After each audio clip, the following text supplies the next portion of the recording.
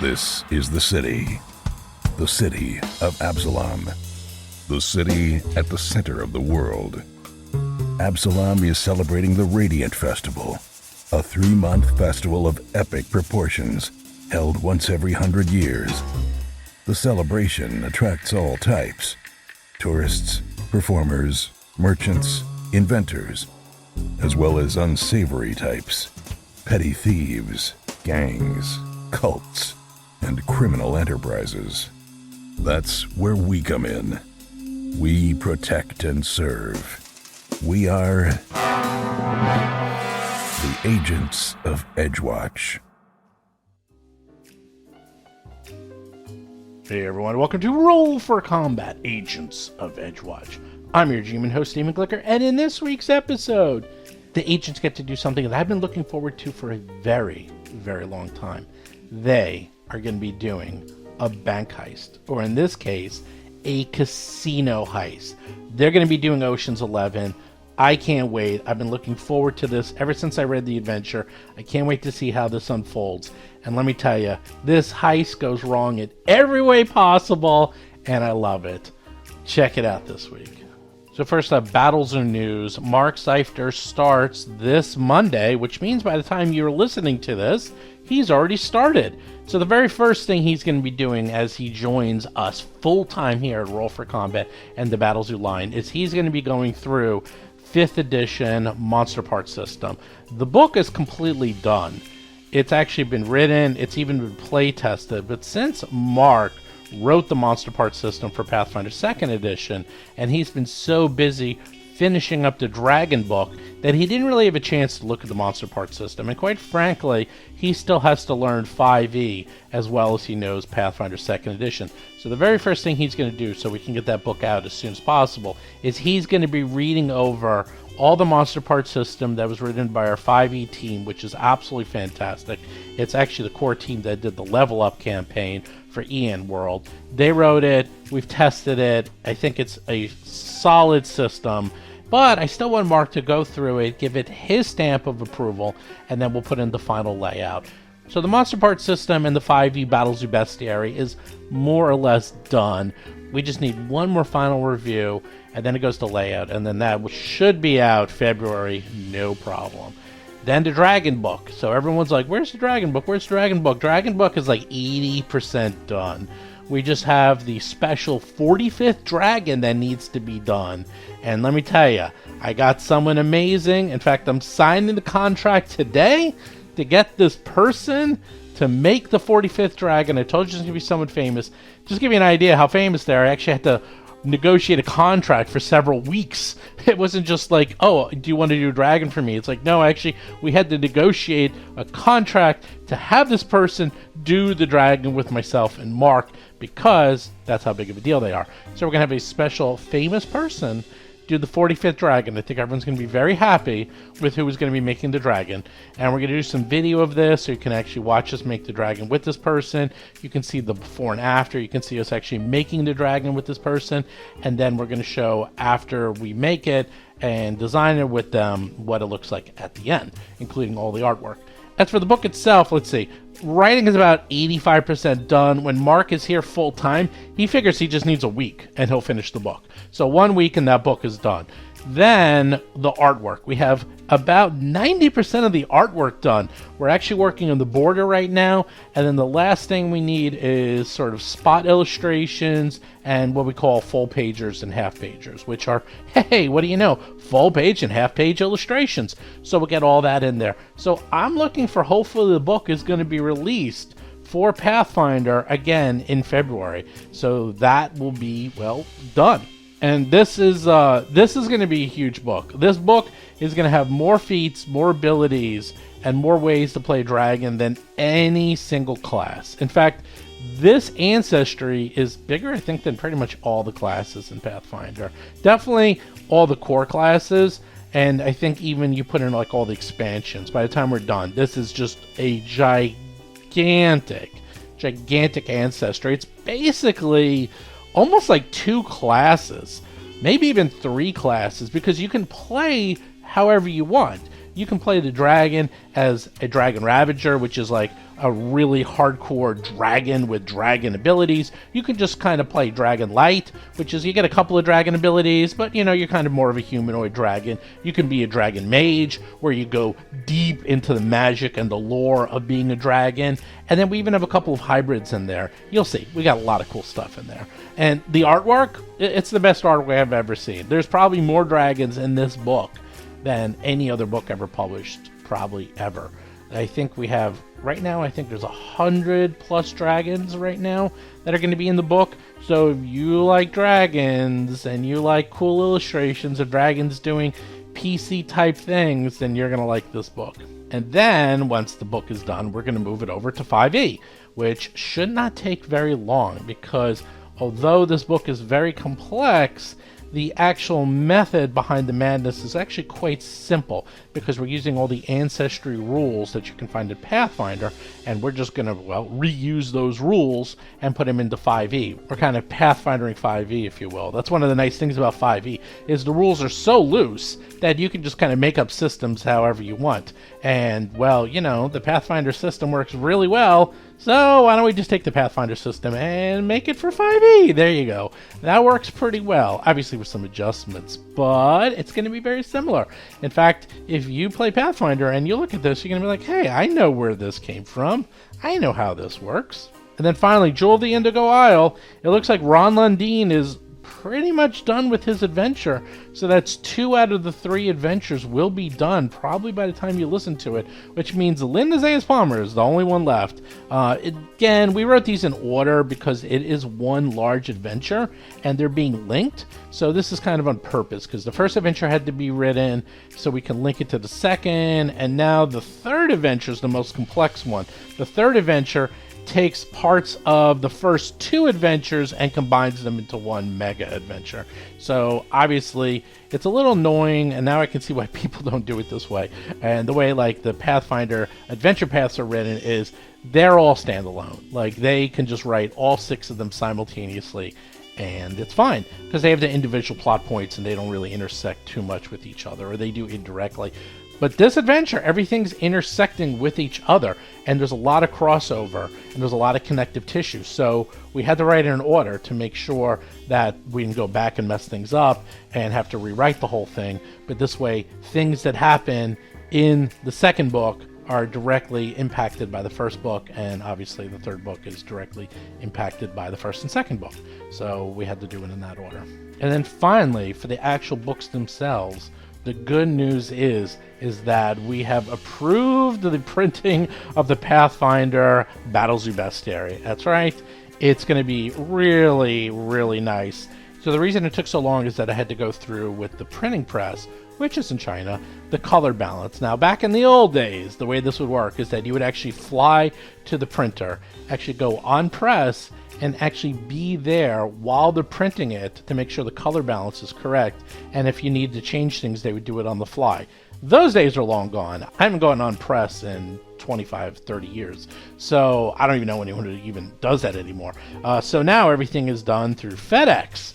And that's how you do everything. And the big issue was that the color I felt was a little dark in the inside of the book, so I had them redo all that, and then I was happy with the inside. But the big problem was the cover, because the cover, for various reasons, was just coming out kind of blah, and I didn't really like the way the color came out. So I worked with them very carefully. The problem with that is you gotta work with them, you gotta do the color balance. It might look fine on your computer, and then they print it out on a fake cover and FedEx it to you, and then it looks like crap. So that took a while. That took a good month and a half, maybe even 2 months. There was a lot of holidays in there and stuff. And then finally, I managed to get it back. I approved the cover. I'm holding them in my hands as we're talking, and it looks incredible.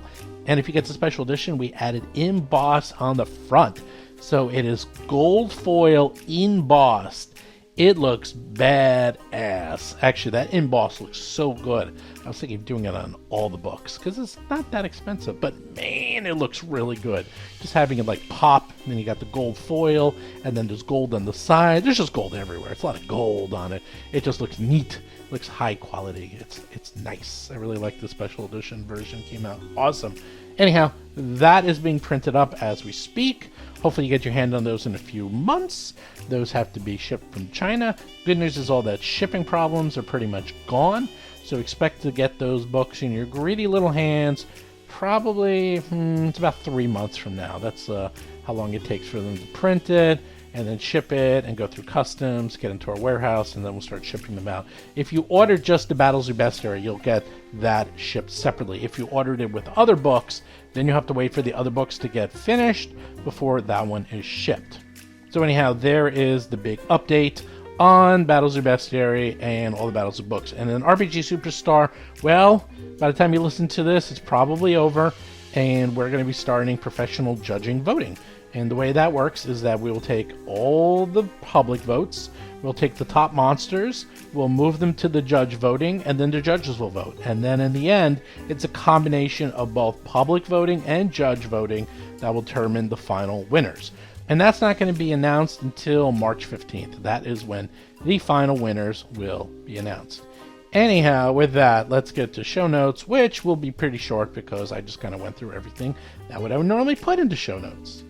Show notes this week. Okay, the big thing I want you to all do is go to our YouTube page. Just go to youtube.rollforcombat.com and subscribe, because Mark and I are going to be starting up a show in the very near future. Maybe as soon as this week that you're listening to this podcast right now. We're going to be doing a live show. Mark and I are going to talk about a subject, answer questions, and a few other really big surprises. I can't talk about them just yet. I got to work out a few more details, but you're going to like it. Just trust me.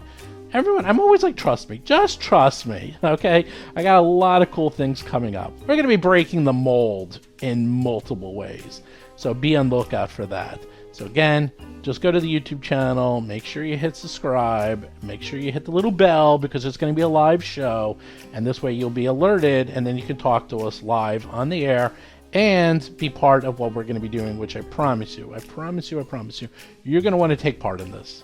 Trust me. As for the Patreon, now that I have Mark on board, I want to try to add some more stuff to the Patreon, because right now at $5, you get to listen to us live and you get to shows a little early, but with Mark on board, I can actually add some more fun things to the Patreon. So do check that out with patreon.rollforcombat.com. And there's a newsletter which you should subscribe to. And you can just go to rollforcombat.com. There's a pop-up that will appear. Just enter your email and you'll be subscribed to the newsletter. And that'll be a weekly newsletter. Mark's going to write that and we're going to get that out. So lots of things are going to be happening after you start listening to this podcast and Mark starts here full time. A lot of things. Anyhow, with that, let's get to this week's exciting episode.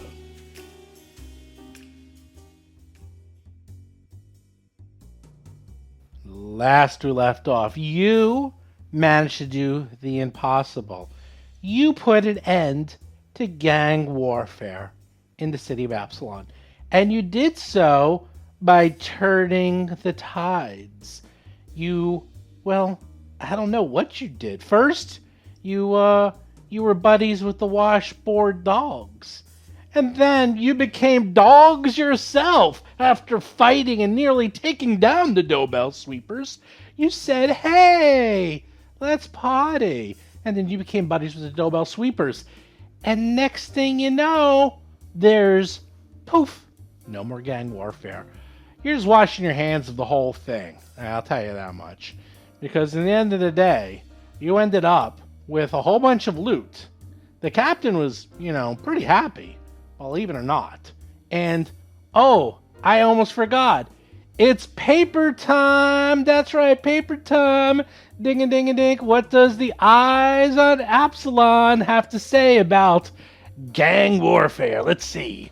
Put that in the handouts. Oh, look at that. Look at that. Oh, nice. Gang war. Chris Beamer is playing Lo Mang, an orc tiefling monk of the Crane style. Tensions boil over between Dock District gangs. Brutish brewers stopped from developing dangerous new formulas. Gang war! Seth Lipton is playing Gomez, a goblin elementalist sorcerer. Eyes on Absalom. Get it today. Our boys in blue are going to war. So there you go. In the Eyes of Absalom. Extra, 1 copper. There you go. They covered it. as usual. Dun, dun, dun, dun, dun. Now, you did a couple of big things. A lot of big things happened. First, level 10. Dun, dun, dun, dun, dun, dun, dun, dun. Big level. Everyone gets 4 more points to put into your abilities. Everyone has, man, I'm seeing people with hundreds of hit points. Almost 200, not quite. Don't look at me. I'm looking at you, Lowbag. Lowbag, Is a big level for 160 hit points. 160. Just keep me topped off. That's all I ask. But I'll tell you what's really impressive. All I know is I was testing out Dougie, and I did a little attack just to see. And he rolled. What did he roll in his attack? I did an attack on Lomang. And Lomang, he rolls like a 35. I was like, okay, that's pretty good. That's pretty good. But then Dougie, he rolled a 40. I was like, a 40? What the heck is going on here? He's going to be mopping up the streets, Lomang. I think I might have to catch up a little there. Well, we'll see. We'll see. Yeah, I do. I think I did catch up, actually. I can't find what I took. John Statz is playing Cadet Dougie McDougal, a human ruffian rogue. Look at that. I just rolled just for fun. 39 to hit. Look at that. Damn. Well, +2, because I have flanking. 41. That's it. He's just like fooling around. Dougie's like... Lowman can't even see his arms. He's going so fast. Dougie is just like... He's just a blaze of speed. And He is. And I haven't been... I just realized now I haven't been applying any of my debilitating strike well, you only... things on my... enemies like this past. Oh, I get it at level 9. Yeah, I get it at level 9. I know. But I have to remember that it happens only when they're flat-footed. So yeah, you have a lot of things that you forget because you have a rogue, and rogues, they get a lot of stuff. I was looking at yours. I was like, there's basically literally a sheet in like 4-point type listing everything you can do. It's pretty nuts. But you also have all this gear we have to go through. But before we do all that, let's go through. Who wants to go through their level 10 character? 10. I gotta be last. I can't figure. I can't figure out what I took. Well, let's do the easiest one first. Lomang. Oh, Lomang is You're so easy. So not the easiest. Where do I begin? Okay, so level 10. Yes, I got my attributes bumped. I believe that it's strength, dexterity, constitution. I believe. You got the magic strength of 20. I have 20 strength. Very strong. Very strong. Continuing with the Adventure Path's special dedication that comes with it for... Actually, anyone can take it, but it's kind of a monk thing, unarmed attack thing. Jalmari Heaven Secret dedication, and then Heaven's Thunder to go with that, which is nice. We'll see that in effect at some point. And also, we got a free multi-class. What do they call it? Free archetype. Free archetype. So I took... my archetype I chose is Rogue. So You're copying Dougie! Yeah, again. Oh! Again. No surprise. Do you have sneak attack now? I do. Oh! I do have sneak attack now. I think it's a compliment, Dougie. I think Lomang is true. so impressed by how good Dougie is. I got has sneak to copy attack. you. I also got mobility. I also, which is good. It sort of prevents attacks of opportunity. I get battle medicine. I've got what else? I got sneak attack. We already talked about that. I got reactive pursuit, which means that if someone tries to run away from me, I can follow them as a reaction. That does not sound good. Yeah, it's very good reactive pursuit, especially because I'm fast. And then I got something else. Oh, I got uncanny dodge, I think it's called, or it's called something different. Yep. Yeah, that So sounds familiar. that's another rogue thing. I got a lot of rogue deny advantage. I got. Oh my god. I got surprise attack. I have thievery and stealth now. The only thing I don't have is trap finding yet. Not yet. Yeah. Probably next level. So, from a narrative point of view, did Lomang just outright copy Dougie without his knowledge, or did he ask Dougie to train him? No, it's basically I watched Dougie in action. I was mildly impressed. Mildly? And I said, you know what? For someone like me, I could take what he's doing and I can improve it and perfect it and make it better. Oh! So, all the time using no weapons. Keep telling Yes, yourself. much like the other show has Sweerad, we now have Igwad. Jason McDonald is playing Basil Blackfeather, a Tengu empiricist investigator. Bizarro Dougie. Bizarro Dougie. I think it's Bizarro Lomang. I think it's like Right, Gamal. Well, I need someone's gonna actually. I'll be referring to Dougie on how you do precision damage because I don't even know. Oh. Well, the first thing is you have to hit. Right. Well, that's that's a big F. Wow! Damn! Yeah, there's no Touche. no guarantees there, as we know. But Wow. I guess we have flanking, right? Is a good thing. Uh-huh. I was going to take Twin Strike, but it seemed too convoluted for me to figure that out. Wow. It seems It's pretty like- good. Feint? it- Do you mean it's- twin that's- feint? Twin Fate. Oh. It's too roguey. It's too roguey. Yeah, I'm a rogue. I'm a rogue now. I am a rogue Well, now. I think you actually are. I'm looking here. I think you might have more rogue feats than you have monk feats. At I have this point. many rogue talents. You I have just- a lot of rogue. I do. A lot. All right. I didn't know. I wasn't. That's why it took me so long to make my character because I didn't realize once I took that it was like a bunch of things said you're only 2 out of 5. So I had like all these choices to make of stuff. You're like, oh, too much. Too much. We Well, want to it's make sure that more the better. Lomang didn't take all the high level choices too. I just want to make sure that that's done legally. We don't want him. It's all legal according to Hero Lab. Well, yeah, but Hero Lab will let you choose too many high level ones. Well, I didn't pick anything that was red, so I'm seeing here he's got Path of Perfection, Powerful Sneak Attack, Surprise Attack, Mobility, Advanced Trickery, Basic Trickery, Rogue Dedication, Sneak Attacker, Uncanny Dodge, Battle Medicine, Catfall. You are... Basically, yeah. Wait, am that's I basically looking at everything Dougie's that- character or Love? I don't know whose character this is. Oh my lordy! yeah, you're looking at mine, and Dougie did a lot of copy and pasting. That's all. That's really- Are you gonna put up with this, John? Well, I cannot figure out how to install the thing into Hero Lab, so I can't take the monk. I want to take the monk abilities right now. Actually, you can. Like that is an option. You can take monk Yeah. archetype multi-class. whatever. Yeah, but that would be a downgrade for you. It is a downgrade. It's a totally a downgrade for you because it's like you get flurry of. It's like so what? You already have that. Like you already Yeah. got that. You already have better than that. Oh Go yeah. next. Does Well, Basil since we're talking Blackfeather- about or rogues, Dougie? Okay, yeah, you we're ready? talking about you ready? rogues. Yeah, Okay, I good. found out what I took. Okay, I got, of course, more strength. I put my points into my attributes. So 20 strength. yes, Just like 20 Lomang. strength.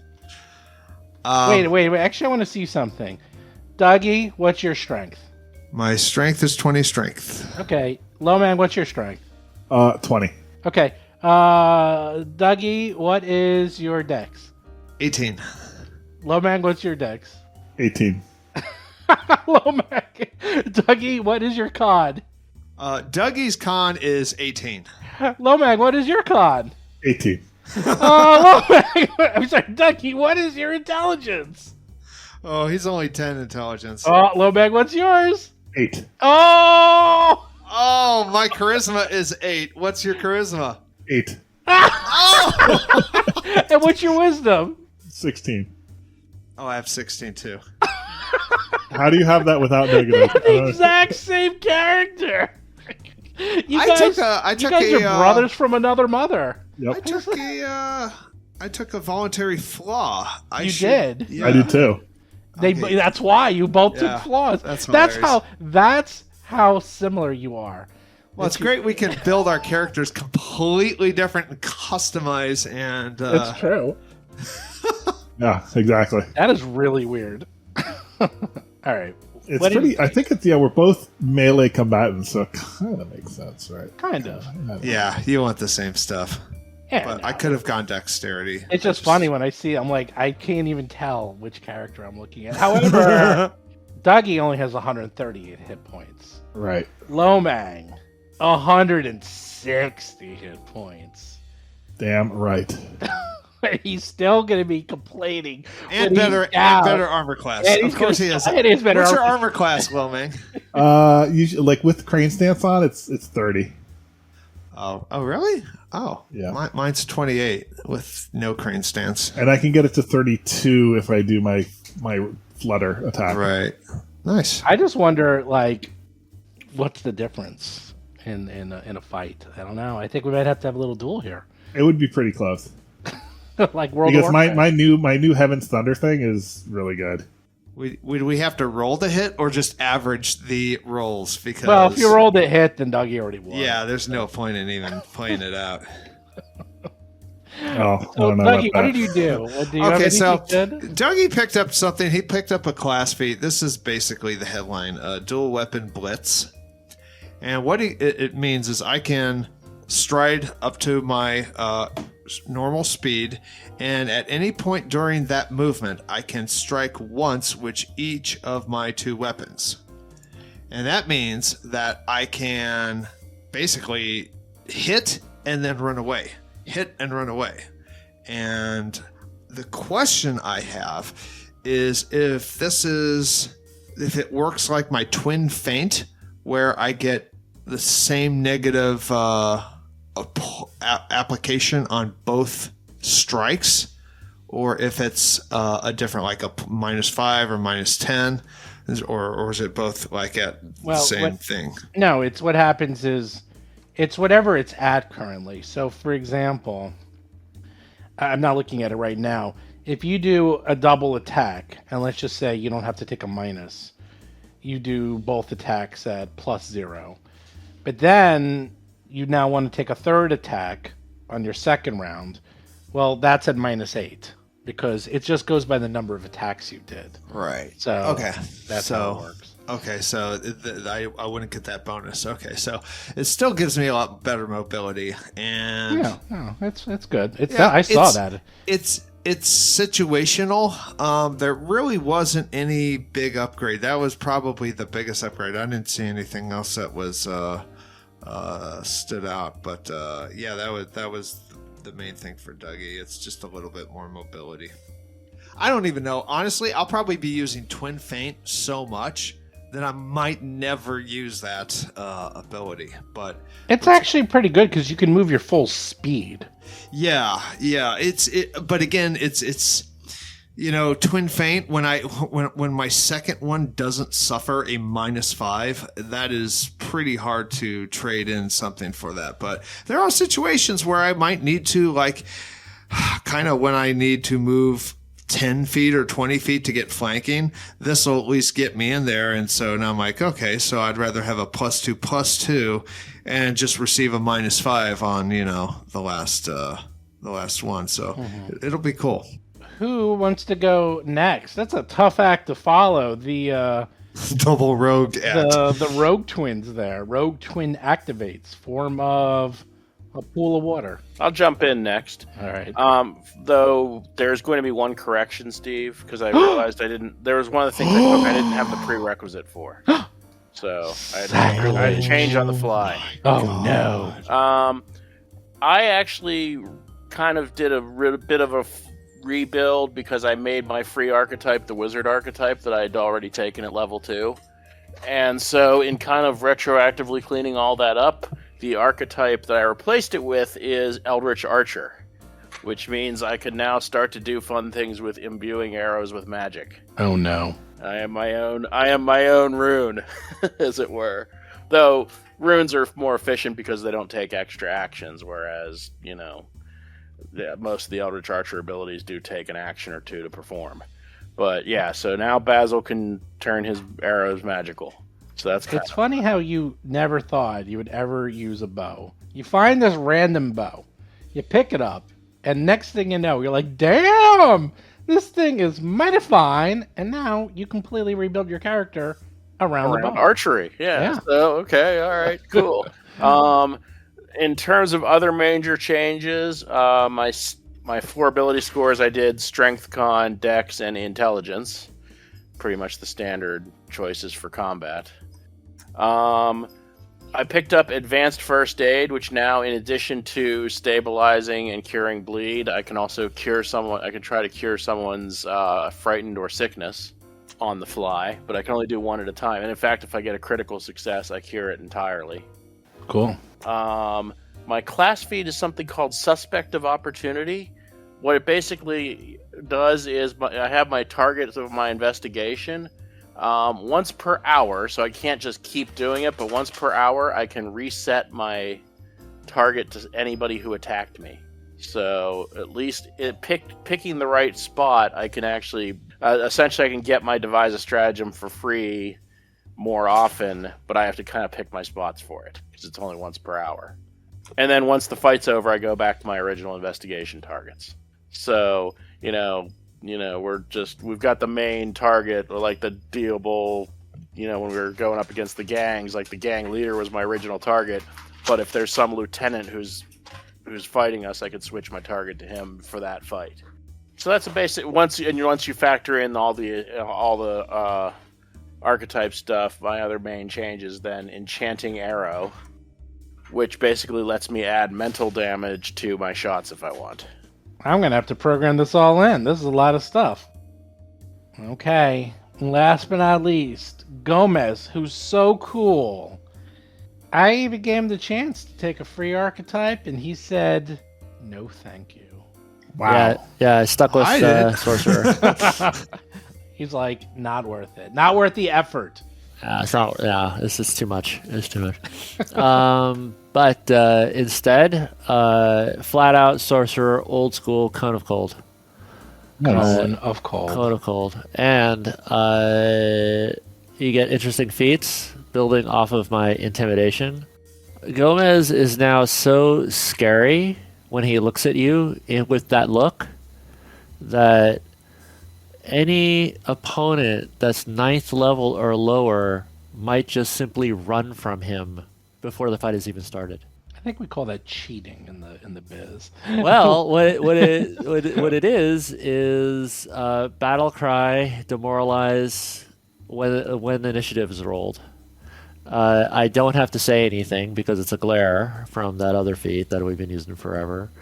And the new one is Terrified Retreat. Critically succeed on a demoralized action if the target's level is lower than yours. The target is fleeing for 1 round. So it being a critical success, he's got Fear 2 anyway from that.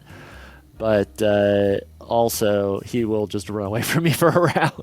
The problem with all this is that these melee guys are so strong that they're like, all right, come to me. And then you're like, boo. And they all run away. And then poor Basil and Lomang are like, damn it, Gomez. And they have run after them to beat them up. That makes it better. You said that's not a bug. That's a feature. I guess so. Okay. Go fetch. Go get him. Let's see. Cone of Cold. Let's see how much damage that. Oh, that's a terrible roll. Let me try again. Yeah, and that's a bad roll too. I have to retrain my signature spell for that level to make Cone of Cold the one, but it doesn't matter now because it's my highest level spell anyway. I don't know. I was doing Cone of Cold and getting in the 40s and 50s when I was testing it. So I was like, damn, 50 points of damage in an AoE. Spread, yeah. That's sick. Sick. I tell you, those level 5 spells. Ouch. Okay. So not only did you guys level up, but you got a whole bunch of loots to take care of, which we'll do quickly. So we got, according to the little placard, you got a +1 Morning Star. You got a chain shirt. You got a heavy crossbow. You got steel shield. Those are worth garbage. You got some moderate bottled lightnings, not bad. You got some moderate frost vials, not bad. You got those spell strike bullets, which are awesome because they're literally magic missile in bullet form, but you got to use a sling for those. You got a moderate Tanglefoot badge, got a greater cheater's elixir, moderate Bravo's brew. You got another +1 Morning Star. You got some more frost vials and bullets, another Tanglefoot bag. You did get a ring of energy resistance acid, which could be useful for someone who doesn't want to get acid burns. In addition, I think you pocketed the expertly crafted chessboard and pieces, which was stolen property, and you were able to get 100 gold pieces reward for those. I like it. But there's one more thing that I left off the sheet. You get a bounty for bringing peace and prosperity to the Docks District. How much do you think that bounty is? For doing a good job, for taking care of business, for bringing peace and prosperity, and basically it's the wages they're going to be saving in dealing with a gang war. That should be worth at least 150 gold pieces. I'm going with 5 silver. I'm doing the Price is Right $1. So I'm doing the Price is Right $1 strategy. Yeah, I'm going to say 151 gold pieces. Hey. What about... Go back. A medal, slap on the back with a hearty handshake, and a doing good works as its own reward. Ha. 1,500 gold pieces. Wow. A new car. What's in the showcase? A new car. Wow. Did we split that up between 4 of us? Yes, if you want. 375 gold pieces each. Because this is a rogue-related issue, it gets split amongst the rogues in the party. Anyhow, now we Yeah. have your new totals there. As you can see, Dougie has 940 gold, Basil 479, Lomang 602, and Gomez we're bringing up the rear with... How is that possible? That's How is that possible? That is It's wrong. because I buy all these consumables all the time. Yeah, but I did the math wrong. Hold on. Oh, that's good. Generally speaking, I have less because I keep on buying consumables and consuming them. Okay, let's redo those totals, shall we? On the board, let's go backwards to forwards. Gomez, 509. Lomang, 836. Basil, 707 and 07 cents. Dougie, the big winner, 1,052 gold pieces at 98 cents. Damn. Yeah, so Damn. Dougie's... I just want to announce Dougie's secret goal has been reached, which is 1,000 gold pieces. He retires. He wins the game. Nice, nice. I'm revealing that right now. It's a secret goal. Yeah. The secret goal. You should turn that 1,000 gold piece into a 1,000 gold piece gold watch. It's like, what does the watch do? Nothing. It gives me bling. Well, not only that, you got some stuff you can sell if you want. You got all that other junk. I need some money. I will be Money, willing money, to sell everything.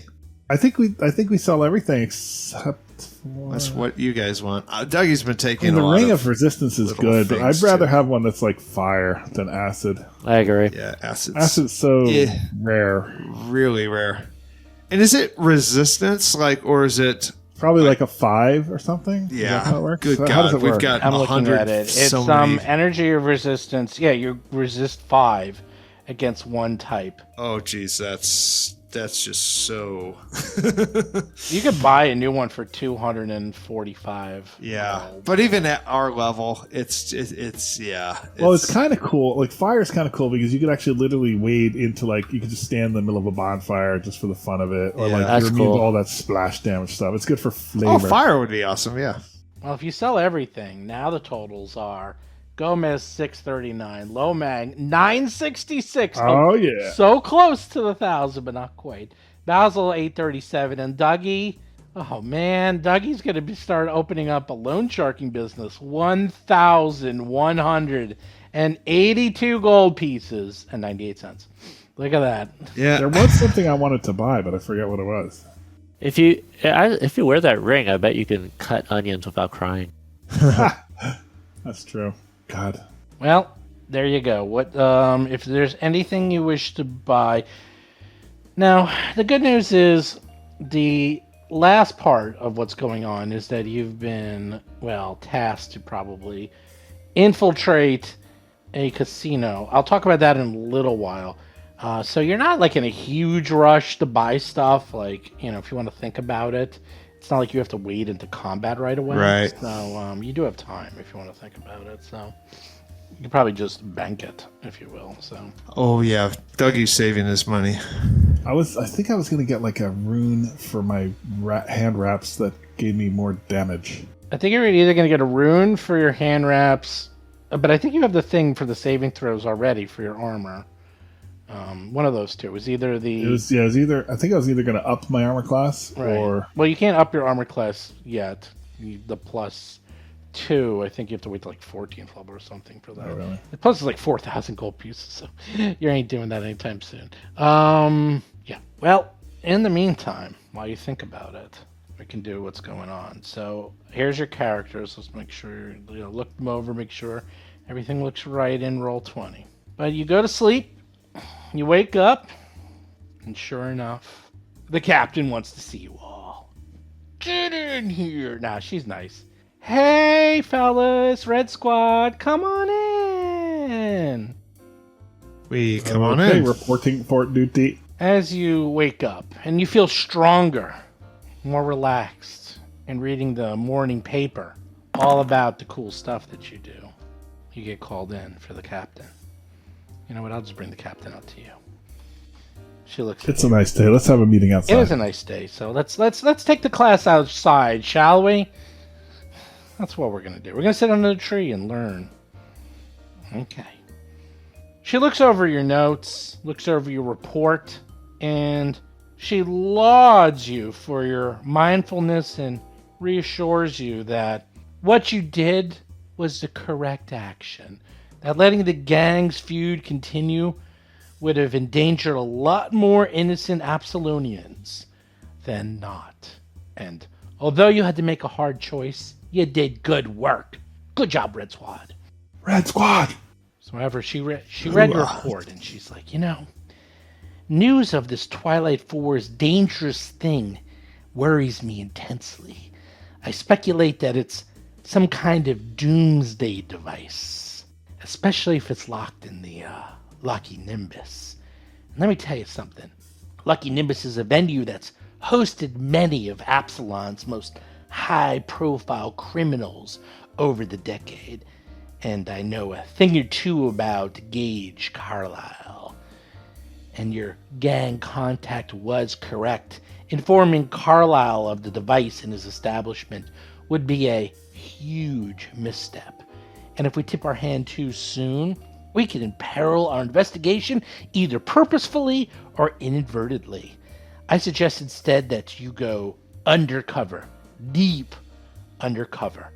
And just to illustrate my point, let me relate a story about a prior investigation a few years ago in which I requested access to the Lucky Nimbus's lockboxes and of course came up empty-handed.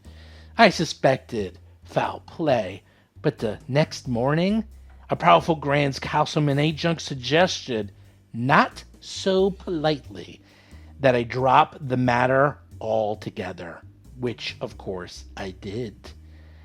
I also believe that simply raiding the casino would have been inadvisable, as Gage clearly has friends in very high places, and on top of that he is not breaking a single law. Hence securing a proper search warrant is out of the question, as doing so would tip their hand to Gage, and besides it would take far too long for the warrant to come through, especially without any substantial evidence. No, she amuses out loud. The best way to ensure the recovery of the Twilight Four's device would be to sneak in somehow, perhaps during some high-profile event, during which Carlisle will be amply distracted. She pulls out a binder, paging through an agenda of upcoming events related to the Radiant Festival. The captain's eyes widen, and she slaps the papers down, showing you on the ground. Here, and she points. A bold header on the page announces in large letters, the floating gala at the Lucky Nimbus. That's your best bet. You should scout around the Lucky Nimbus, get a lay of the land, secure some disguises, and infiltrate the casino during the grand upcoming soiree, the floating gala. Unfortunately, we don't have the luxury of time. The floating gala is likely your only chance to slip in unnoticed and get this device quickly. If you go any other regular night, I'm sure he's going to suspect something and prevent you from reaching the vault. You have 3 days to prepare, and then the gala will be hosted at the Lucky Nimbus Casino. Do you have any questions? Do we have a budget to prepare?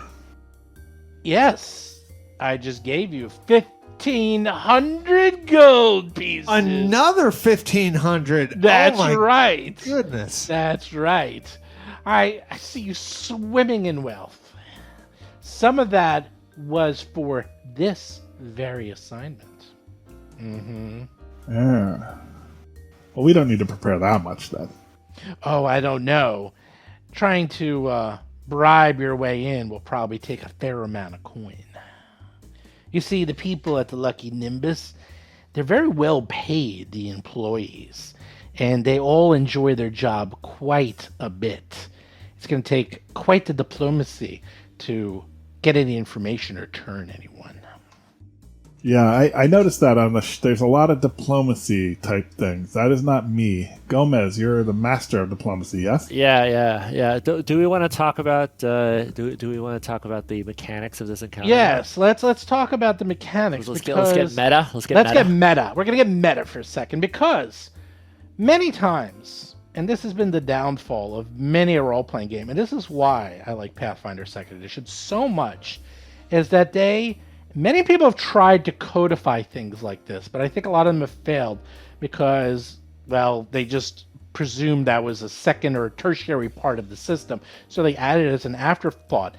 I know for a fact they did not, and they were thinking about this from day one, and they made the system so modular that they actually came up with a very cool subsystem to actually infiltrate and then perform a heist, or in this case, a deception.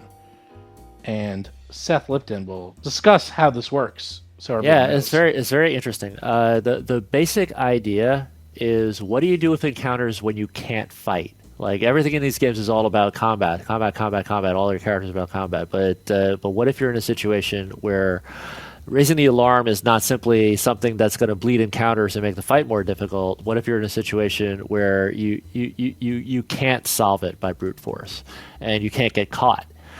So all the fighting skills are off the table, so what mechanics do you use? And so it looks like what they came up with was this concept of, it's an infiltration, so you have two competing values where you're trying to gain successes in one value while trying to avoid failures that are another value. So it's like, the success, what you're after, they've abstracted it to infiltration points. And so a whole task. And let's say, let's not use this example. Let's just use another example. Like, say you need to bring somebody from prison and not raise the alarm. So that goal could be a series of obstacles that added together would be worth, say, 10 infiltration points. And so there could be different obstacles in the way of reaching your goal, like locating where in the facility the target is that you're trying to free. That could be one obstacle.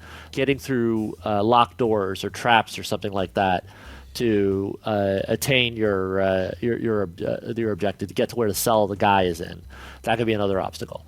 Then getting them out could be a whole other obstacle. So the whole encounter could be budgeted at 10 infiltration points. And like the first obstacle, you need to get like 3 points to beat that one. Second one, you need another 3 points to beat that one. And you see how it goes. kind of in the same way that the individual obstacles are subbing in for the concept of if you was a combat encounter, you'd be fighting different rooms, right? You beat this encounter, then you go to that encounter, go to that encounter. And rather than losing hit points and trying to get to the end while still being alive and having all your not having your spells depleted and not having your hit points depleted, what you're trying to do is you're trying to get to the end and out by achieving your infiltration points without losing the awareness points. Now, the awareness points, that's the other side is growingly more and more aware of your activities. Kind of like the same concept of all of those stealth mechanics where the eyeball is like opening up and opening it up and opening up, and then it'll snap down. Like it's a little bit like that. And so if you fail in one obstacle, that could cost you awareness points and up the awareness points. And the awareness points, there'll be different levels of awareness where you reach the end of one tier of awareness, a complication will arise. That's like a secondary extra encounter you have to overcome that is not progressing you toward your goal. It's just a brick. But if you fail the complication, guess what? More awareness points, and so it can cascade, right? And so say you get to that first encounter where you're trying to infiltrate the prison, and you're stopped by the locked gate. You try to open it up and you fail miserably. Like you might have tripped a guard noticed your presence, and now you got a complication, you have to deal with the guard. And so then there's a secondary challenge where you're trying to avoid the wary guard so you can get back to work and try the locked gate again. And the way that you deal with all of these encounters is non-combat skills. It's all skill checks. And so, it could be a thievery check for a locked door. It could be a diplomacy check, to talk your way past the guard. It could be a deception to try to lie to the guard, talk your way out of it. Stealth to just hide from them. And all of those are all planned out ahead of time, depending on what the obstacles are and what the potential complications that will arise from failures in those obstacles are, and reaching the different tiers of awareness. And so that's the broad strokes of how kind of the dungeon part of that works. And then there's a second there's a whole other layer, which is preparation prior to that. And so there's a lot of options you can use to make the obstacles easier to overcome by doing prep work ahead of time and doing kind of like extra bonus encounters to try and sort that out. So say one of them could be you stake the place out, and so you know the patterns of the guards. And that gives you, what is it called? Edge points. And those edge points, like they give you an edge, right? So those are like bonus modifiers you get. And that is counterbalanced by the additional things that can happen with the awareness points. That as the tiers of awareness points go up, the DC on all the following obstacles goes up. So the more, so kind of like the more hit points you lose in the awareness point perspective, the higher the DCs get on the infiltration points side, if that makes sense.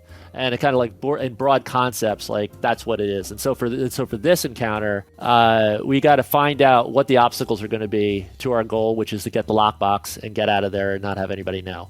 And so we got to find out what the obstacles are, try to maximize our ability to succeed in those obstacles by doing the preparatory activities, and then go for it and do it. And then Ocean's 11 it. Yep. Basically, it's almost two aspects. First, you got to prepare, and you can do... Now, they have a lot of set preparation set up already in Pathfinder, and those prep activities are...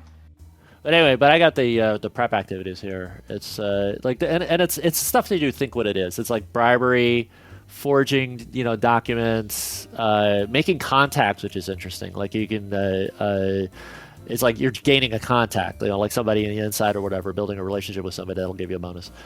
Gossip, get the rumors and stuff, get the information, and scout out the location and secure disguises. And the thing that's important is most of these take the full day. So because you only have 3 days to prep, in essence, you have 12 of these preps you can do. And that's why you have to use your time, like you can't just say, oh, I'm going to do 5 of these. It's like, no, you literally, each of you can do 1 per day, And so you have to use your time wisely to see how you're going to do it. Now, these are just suggested. In fact, you can do things outside the box if you want. Like these are the most common ones, but well, anything you've seen in like Ocean's 11, you could probably do in this. If you want to. Well, I'm not going to tell you. You figure it out. But if you saw Ocean's 11, just think of the things they did there. You could probably do those too. Your goal, according to Captain. First, you must get Gage's master key or a copy of it. Second, you'll need to figure out a way to enter the vault and retrieve the lockbox or its contents. And finally, you'll need to leave the casino without drawing attention to yourselves. If you or any of your team is caught, we will deny all knowledge of your activity. This will self-destruct in 5 seconds. All right, so cool. So if I hear this right, get the key, obstacle 1. We have the key. Done. No, the other key. There's 2 keys. 2 keys. Oh. 2 keys, right? The only owner of half. the casino has the other key. Right. So get the key from the owner of the casino, 1 obstacle. Get access to the vault, like get physical access to the vault, 2nd obstacle. Secure the goods and actually make it out without being detected, 3rd obstacle, is what I'm hearing. That seems correct. Yep. And so right off the top of my head, I am like built, my character design is built for all of this. Oh, yeah. Like all You're this stuff. all over Like, this. and so right off the top of my head, early on, I disguise myself as a patron, go into the casino to scout the location. So it was like secure disguise. So I'm like trying out a disguise to see if it'll work. Scout the location by going in and actually gambling in the casino. While I'm doing that, talk to the patrons and try to get gossip and try to find out any weaknesses or lapses in their security. Well, that would help everything us. is going to happen simultaneously, so why don't we Right. discuss it? So, Right. And then try to gain contacts and also try to forge documents. yes, I mean, yes. So you can put it this way: everyone should figure out what you want to do on day 1. And there's 3 days, so. If day 1, figure out what each of you want to do. Day 2, What's day the story with attempting a normal, hard, or very hard? You get to choose that. I think that's set by the. I think that's GM set. Like that's the encounter. You seek out rumors that infiltrates the target. Yeah, like Attempting that, normal, like hard. that, that's parallel to is this dungeon room a hard, easy, or difficult encounter? So basically, I don't have any skill that's going to work for any of this. Well, there's one. Like, what's your knowledge skill? What's your lore skill? Everybody has a lore skill. It was defaulted to warfare lore. So you can use your lore skill, your warfare skill, to try to get a contact in the guard. How about that? Possibly, yeah. It's really low, but I have it. Yeah, it's rough. Like what are your best skills? Like your non-combat. Athletics, acrobatics, medicine, nature, the same build, stealth, strangely thievery. enough. Thievery is stealth. Medicine, thievery. So can you use Survival. so all right so stealth, thievery. Yeah, thievery is probably applicable. It's not on And the list. stealth is definitely applicable to scout location. Like you can go in there, like you can go into the you can absolutely you go into the place as a patron, and then on the sly check their security and use your stealth to scout out their security.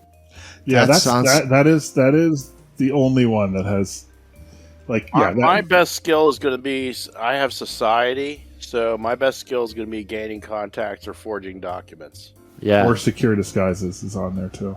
Well, yeah. Yeah. Everything else is To a lesser extent diplomacy, but I'm only like plus 13 in diplomacy, whereas I'm plus 20 in society. Right. deception, diplomacy. So you are definitely our forger because I'm great in all of these, but I'm only plus 18. So you got plus 2 on society, so you should definitely do that one. Yeah, I don't have society. Nope. Well, Basil will use his family connections and don the disguise of son of the heir to the Sylvan tobacco farm fortune and schmooze. You should play roulette with a system. Do any of you have crafting? Nope. I actually think let me double check it.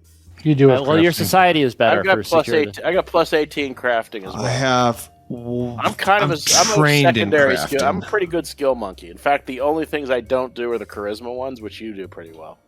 Right. All right, I'm not strong either, so. Oh, actually, no. I'm trained in warfare. Me too. That's your lore skill. That's my only lore skill. What plus is it? It's plus 12.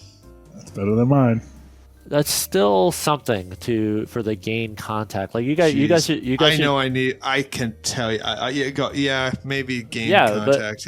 well, the contacts are good. Like if you like you success, you get an edge point. That's great.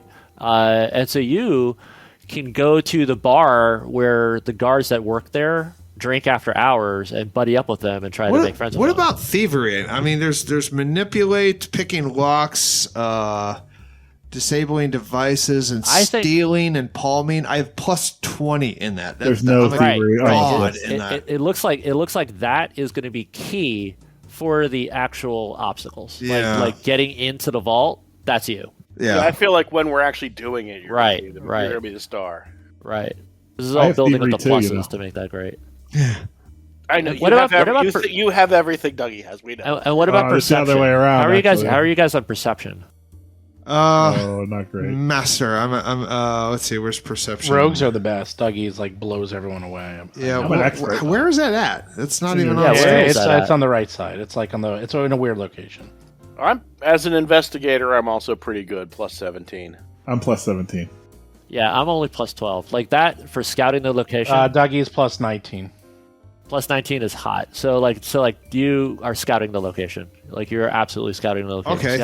There it is. Tactical. Why did they put it over there? All right. I'm tactical at. That's a plus 19 is pretty cool. So one thing I want to just be very clear, Seth. These are called downtime activities. Downtime activities take a full day, so you will not be able to do gossip and gain contact and bribe contact. I agree. I in understand. one day, so everyone has to break these up. It's a little bit like, remember when we had to rebuild the keep? Mm-hmm. Yep. Where they had to play that mini game. Mm-hmm. It's a little bit like that. Like we have to match our biggest bonus to the right thing with limited moves. Yeah. Okay, so scouting location. Can we lock that down for Dougie? Yes. At least Yes. on day one? So should take Actually, notes that's of gonna lock down me too. That's the only thing I can do. Literally. Yeah. That's So the only you thing. two scout and wait. What's your lore? Warfare lore. Which is at what? 11. 11 is garbage. My and- perception 17 and my stealth is Yeah, actually. perception. There you go. And what's your stealth? Let me check. Hold on. The captain comes over, my hearing you all discussing this. 16. Listening to Discussing your what crimes we're better than me. committing. She says, well, I've been overhearing you a little bit, and although I myself, as well as many of the other senior officers, are way too well known to step foot inside of that establishment, if I were you, in addition to some of the basics, I might want to look into, I don't know, perhaps acquire a job in, like, at the kitchen. Usually a place like that, the kitchen has a lot of Sharky! they usually have a lot of turnover in the kitchen. So, usually they always need new servers, cooks, bussers, things like that. So that might be Dishwashers. a good way to get in. Dougie's got 8 charisma. That would be a good job for him. The other thing Dishwasher. you might want to look into is, if you want to scout the area, if you want to pretend you're a high roller and store something in the vault, you can get it at lockbox inside the vault. Right. So go in. You can pretend you're a high roller. Now, you can need a really, really good disguise for that. I would actually suggest you go talk to Sergeant Olo, believe it or not, because the wardrobe at Edgewatch is top notch. But you're going to need something worth at least 500-600 gold pieces at the bare minimum, because they won't even look at you unless you come in with that much. I want to do that, and I have one that I would find delightful to use. I would have an angle that I would find delightful to use. I want to do a callback. I want to go way back to like one of their first adventures, and I want to talk to. Remember those 2 goblins that were running the food stalls? Yes. Remember them? Yeah. All right. They're still there. So I want my cover story to be that I'm their business partner in because we're going to open up a franchise chain. We're going to make them like McDonald's, and they have their secret recipes that they need to keep the secret recipes safe and secure so their competitors don't find out the secrets to their delicious foods. And that is the thing that I want to keep in the lockbox. The Colonel's secret recipe? Exactly. Herbs and spices? Yes. I'm a wealthy goblin entrepreneur, restaurateur, with the secrets to their goblin delicacies that we need to keep safe until the details of the restaurant chain we plan to open are finalized. I like that. What do you think of that? We got a callback to the original adventure. We got comedy because it's goblin recipes that of course they're worth nothing, but of course they should be worth a lot. At least 500. At least 500 gold. Yes. So yeah. So she says that's just off the top of my head, but think outside the box. Those are probably two excellent ways to get your way in. But the first thing I would make sure you do, and can't be in disguise, is because he hates cops, all cops. And unfortunately, one of the downsides of you always being in the paper is he probably knows what you look like, so you better get some excellent disguises. It's very hard to disguise me. I mean, geez. I'm very unique. As I said, excellent disguises. Maybe you can go on all fours and pretend you're a centaur or something. Oh, that's rather insulting. Oh. There you go. And then you can even have Gomez ride you. Woohoo! I'm deeply triggered and offended. That's actually really funny because it's like the downtime mechanic. Let me just read this to you. Let's get meta because that perfectly matches the joke that you're making. He could be the front and the back end of the look costume. at this. So you seek to procure or create disguises. Attempt a normal, hard, or very hard crafting, deception, yada check. If you succeed, you procure a disguise and you get an EP. But if you fail, your efforts result in an unusable disguise, and it's like so you make the roll, you fail, and that's the disguise you come up with is the horse disguise. I like that disguise. Centaur. I am a brave centaur from the woods. Let me play blackjack. The centaurs are from the island of Kortos, where Absalon is, centered. So this is where the centaurs come from. I'm an extremely wealthy centaur. Yes. I want to gamble. Exactly. I am an extremely wealthy centaur. Please let me gamble. So wait, what is this thing about 600 gold? What? The disguise has to be 600 gold? No, that was the object that we would want to put into the thing. Yes. Yeah, into the safety box because your centaur disguise will cost 600 gold pieces. Actually, isn't there a magical answer to all this? There's got to be some kind of magical answer. Magic often has answers. Captain looks at you. You would think that, except the amount of anti-magic and detection devices in the casino is extreme. It's actually really funny. Like I for this entire campaign, I would literally see through that disguise because I would read the aura. Oh, that's funny. Yeah. Like a glamour. Exactly. A glamour or an illusion. That is why you need to go old school and do the practical. Yeah, we have to go analog. We can't go digital. We have to go analog. Yeah. We got to go off the grid. I think that even if I wear a big wig and a fake mustache, it's going to be tough to hide my looks. These hooves. I think I just need to get a job in the kitchen as a dishwasher or a busboy. Yeah, I don't like the disguise idea because that is something that you can just you can get caught on that. That's like stealthing. There's no middle ground. Like there's that's the thing about this being a mechanic, a system, is this is avoiding that one roll is win or lose. Yeah, it takes that out. Like he makes the deception, right. And then it happens. So this thing about securing disguises, the only that's for a +1. Like that's the only stakes on the table for this. Like like if we succeed in getting a disguise, that's +1 that we can use. If we fail, then we just didn't get the +1 in this preparatory phase.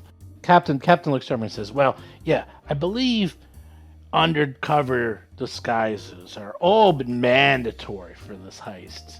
I mean, infiltration. However, I would think that even the disguises you wore when you went to the House of Plains or something similar would be okay for just doing basic reconnaissance. But if you're going to try to impersonate someone of importance for going to the gala and you want to pretend you're fitting in with the hoity-toity, you're going to need something of the absolute best materials, and you need to have a reliable cover identity and alibi and believable background story as well. Oh, that sounds expensive. Jason, isn't your guy actually literally upper class? He's supposed to be, yes. I took the political scion background, which makes him like the son of a famous family. So can't you use that angle to just be a patron? Like you, like well, just that would be my a rich question: is has my name been in the papers as? Can your uncle get you in there? Or can your disguise be you're impersonating somebody else of your family? Your brother. Right. Exactly. Or a cousin or something. Exactly. Thaddeus Blackfeather. I'll put on the goatee. The evil Spock. I'll do the evil Spock goatee. Like that makes us like we have the makings there of being a group that could actually legitimately like believe plausibly talk our way out of many situations. Like if I succeed in being if my disguise is I'm a rich investor trying to secure trade secrets. Your disguise, Jason, is you are a noble patron. Like you're just a rich person, and then Lord Foppington. Right? Oh, we could be ufologists. And then you guys, no, you two guys are our bodyguards. You two guys disguise yourselves as our bodyguards. And then if we're caught in a hallway, I'm checking up on my recipes. I got lost and I want to go find my lockbox. And we could talk our way out of that. Like that might be that together might be our secure disguises. That sounds cheaper than spending 600 gold pieces. That's for sure. Or that might cost 600 gold pieces because we got to be dressed well. Oh, please. 2 gold pieces. We dress well. That's Unless you want actual threads made of platinum. That's not true at all. Yeah, or whatever it is. We figured that out. Like whatever that is. Whatever the actual literal answer of that is. So yeah, we have a limited number of days, right? Right. So it's 3 days, and we got to pick as many of these things as we can. 3 days. The only exactly. thing we have I to break can it do, up. Like I secure decides. You scout the location. Somebody else gossip. Like that. The only thing I can do is scout location. That's the only thing I can do. I agree. I can't. I literally can't do anything else. I'm at negatives. You can scout location and you can gain contact. Hold on. Let me look at that. That's your military one. That's a plus 11. Right. Oh, does that even count though? Yeah. Here, let me read it to you. You try to make a contact with an individual that who can aid you in the infiltration. Attempt a normal hard or very hard DC in diplomacy or society, or a check using a lore skill appropriate to your prospective contact. And so, like military stuff, like how does that not work for the guards? Well, it's warfare, but right. Yeah. I guess. You go. I don't know. Like I would RP it. You go to the bar where the guards hang out, and you trade war stories with them. You make friends with one of them, and there you've gained a contact amongst the security apparatus of the organization. I could join the guards and become a guard. Exactly. It's like, and then if you want to RP it further, say you succeed and you get that 1 EP. When we RP it further, when we're in a hallway and we get accosted by a guard, guess what? It's that guard and there's our 1 EP. Yeah. Also, do keep in mind, you have to do that in order. You have to do gain contact first and then bribe contact. You can't, right. You have to bribe them. Right. Yeah, you have to do in that order. So that's a 2-day activity. Some of these good too. That's good. Yeah. So you gain the contact, and then on day 2, you pass that contact to bribe and try to get more information if we go that route. Correct. I'm just letting you know that some of these have to go in order. And then Captain comes up to you and says, getting into the Lucky Nimbus and just scouting all the public areas, that should be no problem whatsoever. It's a casino after all. However, I do warn you, it's probably going to take you all day because the casino is massive in size, absolutely gargantuan. It takes up an entire city block. It's open 24 hours a day, and it's 4 stories high. And that's basically that's basically folding into each one of these things takes 1 man day to attempt. Correct. Can 4 people do scout location? But that'll be 4 of our uses. Actually, she was like, yeah, you can, but probably a better attack is to scout the entire casino and then figure out if there's specific areas you might want to try to go into. For example, I know for a fact some of the time I've spent there, they have places like, the bar area or the kitchen. I know there's a security office, and of course, there's the backstage for the entertainment area. There's counting rooms, security offices, cashiers. There's the vault itself. And, of course, don't forget about all the private rooms and the VIP lounge. And, of course, Gage himself lives there and has a private penthouse there. So, yeah, it's an enormous palace. So how does this sound? Bribe contact is a second order operation anyway, so forget that for now. I think gossip is something we want to do early. I agree. So, and we have a narrative justification for pretty much all of these. It could break down like this. And this is just an example. Forged documents. We're going to need some papers. Like if we're going for this goblin recipe things, we should have those prepared in case we get challenged on that. We can present them. Forged documents are always good. So Jason's guy, because you're best of society, forges those documents and identification so we can prove who we are to support the disguise that we're going to end up having. One of you guys, like maybe Chris's guy, goes and tries to gain a contact within the guard. That's gain contact. And then we have 2 people for 3 left. And then I try to secure disguises. I try to secure guard disguises for you guys and get ritzy clothing for myself. And maybe Jason if he needs it. And I try to do the secure disguise, and then somebody either just flat out scouts the location, just using general stuff, or do that. Or what I like for the RP is do that thing where somebody gets a job as a busboy in the kitchen and listen to the kitchen gossip and use that for the gossip. Yeah, I like it in theory. I mean, that's diplomacy. Gossip that is diplomacy. diplomacy. That's though. Not going to be you. Yeah, it's right. It's going to be you. So this maybe normal, do that on day hard, 2 or very 3. hard check in this system? You don't need to worry about that too much. Okay, all right. I'm fine with that answer. Yeah, that's some fine. Yeah, you don't have to worry Okay. about that. All right. Getting a job in the kitchen, you can guess, was probably going to be diplomacy, society, or cooking. If anyone has. So how about this? So how about this then? Jason forged documents. Chris gain a contact. Skip gossip. Dougie, John, scout the location, and I secure disguises, and that's day 1. And then we see how that goes, and then we decide what we want to do on day 2. Who's scouting location? John? Yeah. Okay. You don't want to do gossip first? I mean, it seems like because gossip is diplomacy, and I don't know, because I actually have good. Let's see. Actually, what are my skills? The thing about gossip is if I'm reading it correctly, it gives you a +2 to everything else. yeah, you want to do that Rest of the first. illustration. Oh, I didn't read that. That is important. It's a hard, normal hard or very hard. Well, screw it. Then I do that. Secure disguises can happen later. I go in as a goblin busboy. I go in absolutely. I go in as a goblin busboy, and I keep my ears open and I listen to all the gossip of all the kitchen staff. Now that doesn't give us any EP though. That's the thing. But that helps everything else going forward. Yeah, it'll help for day Is 2 that and us 2. as a group or just the person who does gossip? It's got to be for the group. It looks like read it. it looks If like you the share information this that I gave will be information- generalizable. It won't be just. Yeah, it won't if be you just share for this the- information, those you share it with also gain this bonus. Yeah. Oh, yeah. Okay. Right. Yeah, let's do it that way.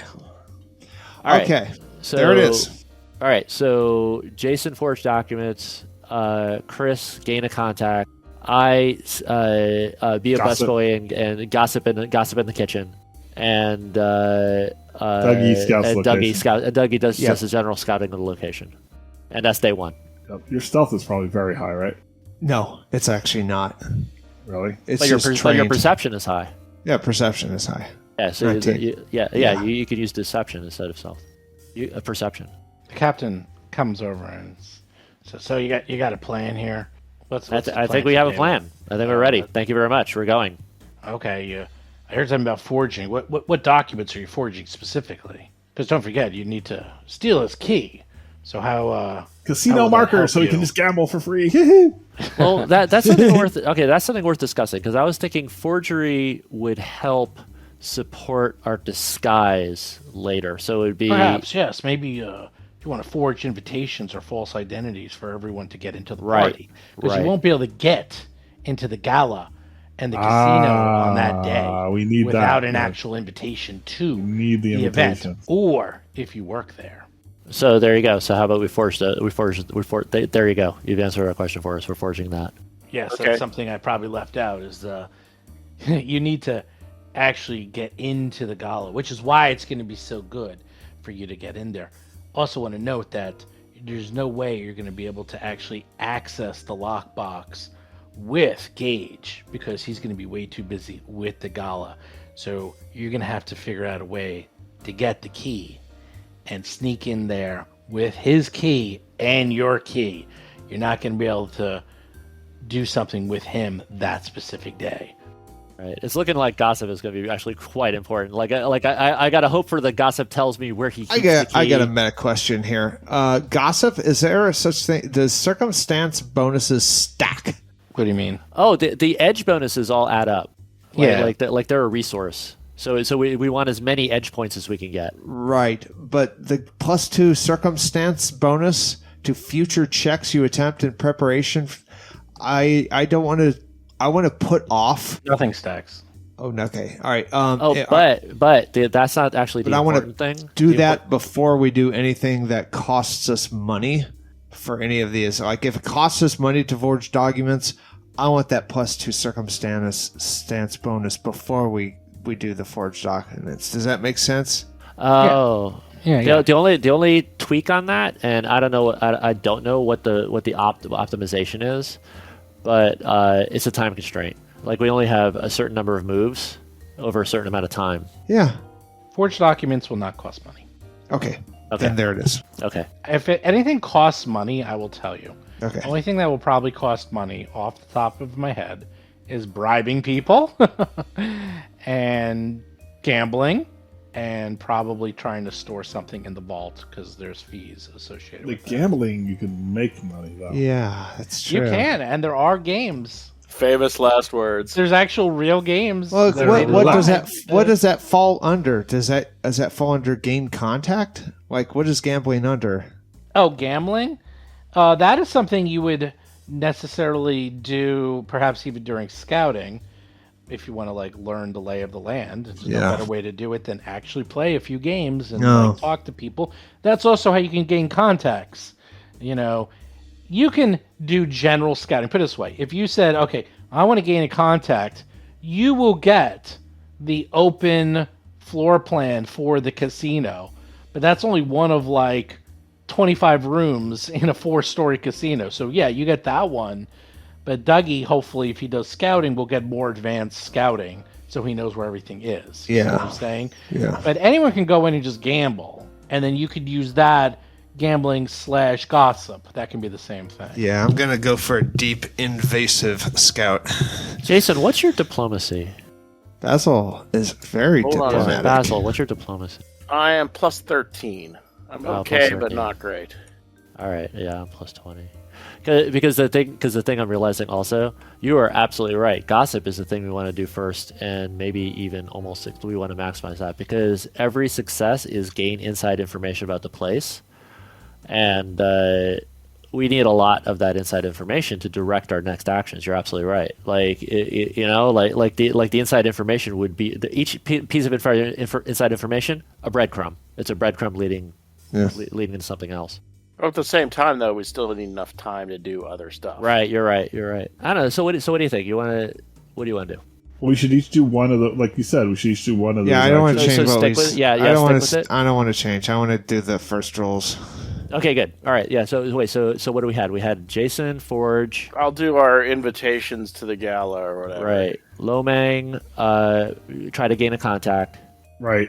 I try to get gossip, and Dougie scout the location.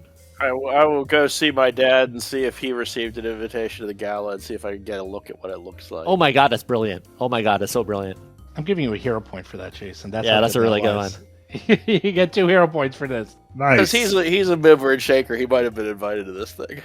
So the captain hears this and says, "That sounds like an excellent plan for the first day. You need to just gather as much information as possible, and the only thing we do know is that you will need invitation to the event. So I suggest that you go move along, try to gather as much information, gossip, and, well, yes." And I'm gonna try and gain my contact by getting a job in the kitchen. That's a good idea. Okay. I can lift heavy things. What's the skill you're using to gain the contact?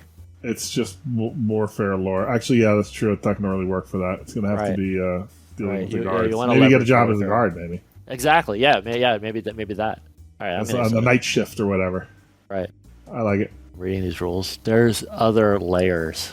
It is actually really cool. Like edge points are not just a +1 at all. Like they're more like a wild card or like a get out of jail free card potentially. When a PC fails or critically fails a check to overcome an obstacle or complication, they can spend an edge point to succeed instead. Oh, So it's kind of like it's like an automatic hero point. But some edge points can only be spent during particular circumstances. So and that's the RP-ness of it. So like if we get an edge point because of the forgery, we can't use he that. said our penis. Like we can't use that to like unlock a door, for example. We failed that check. And there's another thing, which is some of these edge points could be lies. Like if we secretly failed on one of the preparations, the edge point, like Steve might say, "Oh, you got an edge point for that. You win." Well, yeah, like forged documents, I get Right. an AP, but it's actually exactly the opposite. all right. As a failure, but a PC who tries to use the edge point gets a critical failure, even if they use the edge point after rolling a failure. So it's like we would use it. Oh my god! So it's like we think we have an EP, but when we use it, it either doesn't work if it's just a failure, or if it's a critical failure, it makes it worse. Yeah, the cool thing about forged documents is completely secret, so you have no Yeah. idea. You just do it, and it's like, okay, you Your hope to papers work. are not in order. And then Yeah. you get an edge point no matter what, which is the funny thing. It's like, okay, you get an edge point, Jason, and then it you're may, all be like, it may be a forged edge point. exactly. And then in fact, it can even be a critically fail edge Right, point. and it's the same thing for scout location. If Dougie critically fails scouting the location, you misjudge some aspect of what you observe, gaining 1 edge point that results in a critical failure instead of a success when you use, even if the PC uses the edge point after rolling a Does that failure. mean we don't see the rolls when they happen? Right. Okay. They're all secret except Nope, for secure this whole disguises. thing is And gonna he be did flying blind. right. And it's like edge points are And gain contact. like edge points when they're true, when they're real, they're like hero points, but you automatically succeed. But sometimes they're fake, and you think you have a hero point, but instead you actually have a critical failure point. A goat point. I'm worried about my gaining contact skill being so low. Don't worry about It's not that it. Who low. cares? What's your lore skill is what, 17 or Plus something? 12. Plus 12? Yeah. That's pretty That's low, but so what? 7 points difference there, but you're also very lucky on your rolling. Oh no, plus 11. Sorry. Yeah, I'm very lucky on my roll. Yeah. Just don't critically fail. Are we ready? Yes. Yes. Who wants to go first? Me. Oh, okay, Lomang. Let's bring you guys all to the Lucky Nimbus. Unless the gossip can be used in the same day, or is that not? No. Oh, Okay. you guys are all doing it simultaneously, so it's not. Well, technically, I'm not going to the Lucky Nimbus. I'll bring you there anyhow, in spirit. I'm forging documents. I'm busy. I would love a fake ID, please. I know where they're there. You're there to try to get a look at something that to use as a model. Like you want to get just a look at the right handwriting, or look at the filigree style. on the paper Yeah, and the whatnot. style. There of we the go. document. Check out their stationery or steal Check it. the watermark. Exactly. To try to get an idea of what it looks like. Okay, here we go. You head on over to the Lucky Nimbus. To call the Lucky Nimbus large would be an understatement. The casino spans an entire city block and has 4 floors. Just by looking at it and from what you've heard, the main level has a dance hall, kitchen, bar, cashier, and most of the game tables, with opulent furnished upper floors featuring swanky private rooms. And of course, Gage's famous penthouse, where he lives and also can gauge behind floor-to-ceiling two-way mirrors and see everything that's going on at all times. Of course, there's amazing security as well. The casino itself, from the entranceway, you can see is themed around popular cultural myths of clouds, jinn, and other aspects of genie culture and the elemental plane of air. In fact, many decorations borrow heavily from the Capeche culture in particular. As you approach the main entranceway, you see the infamous or famous Lucky Nimbus Fountain. Nice, like the Bellagio. The casino's main entranceway is an opulent double door accessible via 2 staircases. The staircases flank a massive gilded statue of a djinn sitting merrily on a lotus pose on top of a fluffy cloud. There's no placard or sign to label the establishment. The decorative stone pillars on either side of the doorway are carved to resemble cascading golden coins tumbling from unseen hands. To the east, a smooth stone ramp allows an alternative method of ingress for those who can't use the stairs. So there you go. You're at the entranceway to the Lucky. Well, in my horse centaur costume, I'm going to use the ramp. You didn't do that yet. Okay. You have basic costumes, basic disguises on. The ramp is good for me. I like the ramp. So who's going into the Lucky Nimbus? I think everyone, right? Yeah. Yeah. Dougie is, I know. I'm looking for work. Yeah, I'm going to service entrance. Dougie is just going to be milling about looking for penny A split not up. a penny arcade. What is it? Penny slots. Any slots, yeah. Something cheap. You have like a lot of money. No, he actually doesn't. The largest area of the casino is the massive games floor where patrons can play a variety of games of chance for different buy-ins. The floor is covered with a fine red carpet trimmed with gold, and the gilded fixtures along the walls sparkle luxuriously.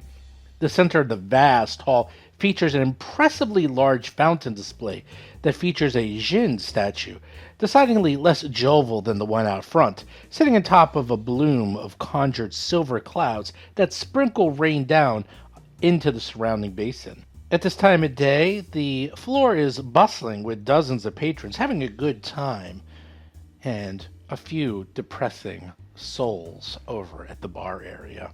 Regardlessly, the gaudy fountain is always illuminated with glorious amber lights. In addition to some of the small stand-up tables with stools for familiar games like blackjack and poker, the casino floor sports a number of sit-down tables specifically designed for games of Golem and Bounder. Each table has a dedicated dealer. In the southeast corner of the casino floor, a caller is constantly running games of Sentry and calling drawn numbers from behind a broad table. Of course, you see bouncers patrolling the casino floor at all times. They're massive and look like they mean business. Okay, you can see the casino is quite large, to say the least. Yeah, look at that. Yeah. Who wants to go first? I want to go first. Okay. I want to get my stuff out of the way. I want to utilize and get this angle. My diplomat's badge, my magical item that gives me bonus on diplomacy checks. For how long? I'll tell you. I'm activating it using recall knowledge off of society to recall knowledge about this organization and how their kitchens work and stuff like that. And my angle is my magical badge for this use is the equivalent of a 1-star Michelin rating. It is a Michelin badge, and I am a Michelin-rated busboy. And that is what I'll use to try to get in there and get the and get a position and get to where I can get the good gossip.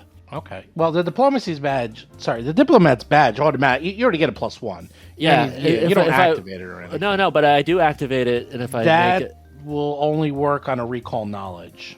right. Well, I attempt recall knowledge in order to do it. If I succeed, the badge bonus increases to +2 for diplomacy checks with creatures or groups for the rest of the day. So if I succeed in a DC 20 recall knowledge test, it's +2 instead of +1. That's all. So you're trying to recall knowledge on what exactly? The history of the casino. Yeah. On the casino and its kitchens and how its kitchens work. It has to be on human ethnicity or non-human ancestry or some type of creature. It has to be an actual creature. It can't be an item.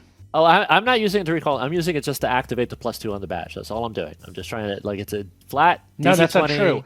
If you succeed, the badge bonus increases to +2 for diplomacy checks with creatures of that group for the rest of the day. All right, so whatever the group is that the kitchen staff, whatever that group is. Okay, so this is how it works. You look at the kitchen staff, everyone is represented there. Humans, dwarves, goblins, things you've never even seen before. But there's one of them that's a boss, and there's one of them that's going to hire me. That one. But there might be a mimic in there. That's a good idea. Let me see. So what you're going to do is you're going to go to the kitchen.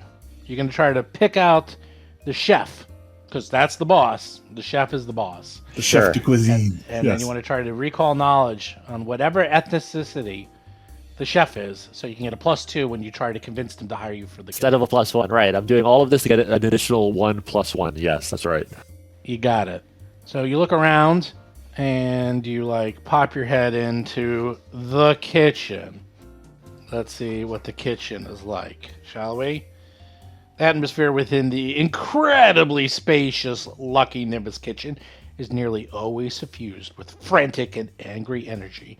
Narrow windows line the top of the eastern wall and vent to the alleyway. A ample counter space along the walls, along with wide countertop islands, is almost always covered with an assortment of cutting boards, knives, pots, pans, and other cooking utensils. In the far west corner of the kitchen is the larder, accessible via a curtain and a steep stepladder. And I will bring you over to the kitchen. And that is... This is a huge map. Where the hell is Well, the actually, kitchen? wait, hold on. Before we get into some mechanical difficulty here, the only thing that I'm trying to do is gossip and look for rumors. I'm not, at this point... Oh, then that's trying different. to- Then I Okay, can all right, try to good. I'm get a glad job. we clarified that because the thing that I'm doing here is the preparatory action gossip. That is what I'm trying to do, and that is a diplomacy check, and I'm trying to use my badge to give me a +2 to my base stat for this gossip check. That is what I'm trying to do. It might not be about just as flavor, an RP flavor. I was imagining getting a job there and doing it that way. But if you don't want to go in that direction, if No, that's an actual downtime activity. Let's not getting a job. I thought that's what you're doing. The thing that I'm doing is the gossip downtime activity, not the infiltration downtime activity. The thing I'm doing is the gossip downtime. If that's more comfortably handled in the RP by me just talking to the kitchen staff and doing it that way, that's what I do. And if you want me to I'll find a likely in the know member of the kitchen staff and use my badge based on their ethnicity to try to get the additional +2 that way. And it's and maybe my angle to talking to him would be I'm interested in getting a job there, and I start small talk that way. Maybe like that. Okay. So you try to strike up a conversation with some of the kitchen staff, but they are way too busy to talk to you. And more importantly, they almost seem annoyed that you're trying to talk to them while they're doing their job. In fact, you look like you're about to get thrown out. And right when you realize that, okay, this is a bad angle, you are directed to the back alley where the kitchen staff, relax and sort of gamble on the side when they're not waiting tables. And that's probably where you should go, not the kitchen. That's the wrong place to go. All right, so that's where I went. I went there. I went to. I wouldn't. I'm not an idiot. I wouldn't say excuse me because you have time to talk while somebody's in the middle of their work. I would be talking to people on their break. You could go in and say that you're a Cisco salesman and sell them food. I know. While they're like, I order up. Idiot would do that. I know, exactly. It's like, order up and order 12. It's like, what the fuck do you want? Get out of my face. Order up. Wait, I'm chopping onions here. It's like, wait, I got a ring. You won't cry with that ring. I know. Maybe you're ordering drinks and you're trying to talk up the waitresses. No. I'm trying. You're trying to do what they did. I'm trying to hear scullery gossip. Hey, you could be you could do swingers and try to hook up with some of the waitresses. Probably. People gossip on their break. I'm talking to them on their break, of course. Oh well, good news. You find the back alley, and the person who's running the game is a local peasant child. So you can join in on some of the games for a copper if you want. Sure. Okay, there you go. Mark it on your character sheet. You should lose intentionally to them. Okay, Human Child. So, of course, you know quite a bit about Human Child. Do you wish to now officially learn the gossip after playing some games of dice? Human Child is a goblin delicacy. Of course you know. I know. It's like veal. It's like veal. The secret diplomacy check. All right. That ain't good. Let's see what we got here. That ain't good. Hero point. A blind hero hero point. You can hero point secret checks. I think you can. Really? That's weird. That makes no sense, but I would go for it. Jason, can you hero point secret checks? I think you can. I don't know. Let me see if I can. Why would you ever do that? How would you know to do that? The DM has a terrible tell. Like that, yeah, that's like doubling down on a Yes. 14. Like, whenever I've done that in a casino, they always call over the pit boss. They're like, double on 12. Like, they don't like it. This one doesn't actually the results of this one doesn't really look very secret. Like failure is you learn nothing, and critical failure is you hear a few mistaken rumors and take a -2 circumstance penalty to your next check as a preparatory thing. And I guess you get awareness points because then they start Right, putting your right. name out and they put your Right. face out and no one wants to talk to you anymore. So I guess that could be secret. You just make up a false rumor. Hero point just says a check. It doesn't necessarily say. Okay, Mr. Gomez, would you like to re-roll the secret check that I just did? So dumb. Believe in yourself. Hey man, I'm just It's like I playing should have plus 22. It should mean something. So I'm not gonna reroll. Just do it. Just whatever. Even if I got a 2, it's like unless a you roll a 24. 2 You should take 10. You should take a 10 on it. Well, if you roll twice, it's basically like a +5. I'm just telling you. You should take assurance on that. Yeah, you could if you had it. It's pretty good. Okay. Not as good as people think, though. Because you don't get the bonuses. You just get 10 You get a plus- base, but you also don't get the negatives either. That's true. Okay. So, you talk a little bit about, the history of the casino, and you talk a lot about the Lucky Nimbus and its mysterious owner, which a lot of people know about Gage, his personality and personal history. So you find out that Gage Carlisle, he's handsome, charming, pompous, and also quite sure of himself. In fact, all 4 descriptions are fit descriptors of the man who owns the Lucky Nimbus, the casino in the coins, where you are right now. You find out that he was born of a lower middle-class family of Absalonian cobbers, and Gage amassed his current fortune from a freak gambling windfall in his youth, and then through very shrewd business investments and more than a few underhanded dealings, his big win grew into a veritable empire.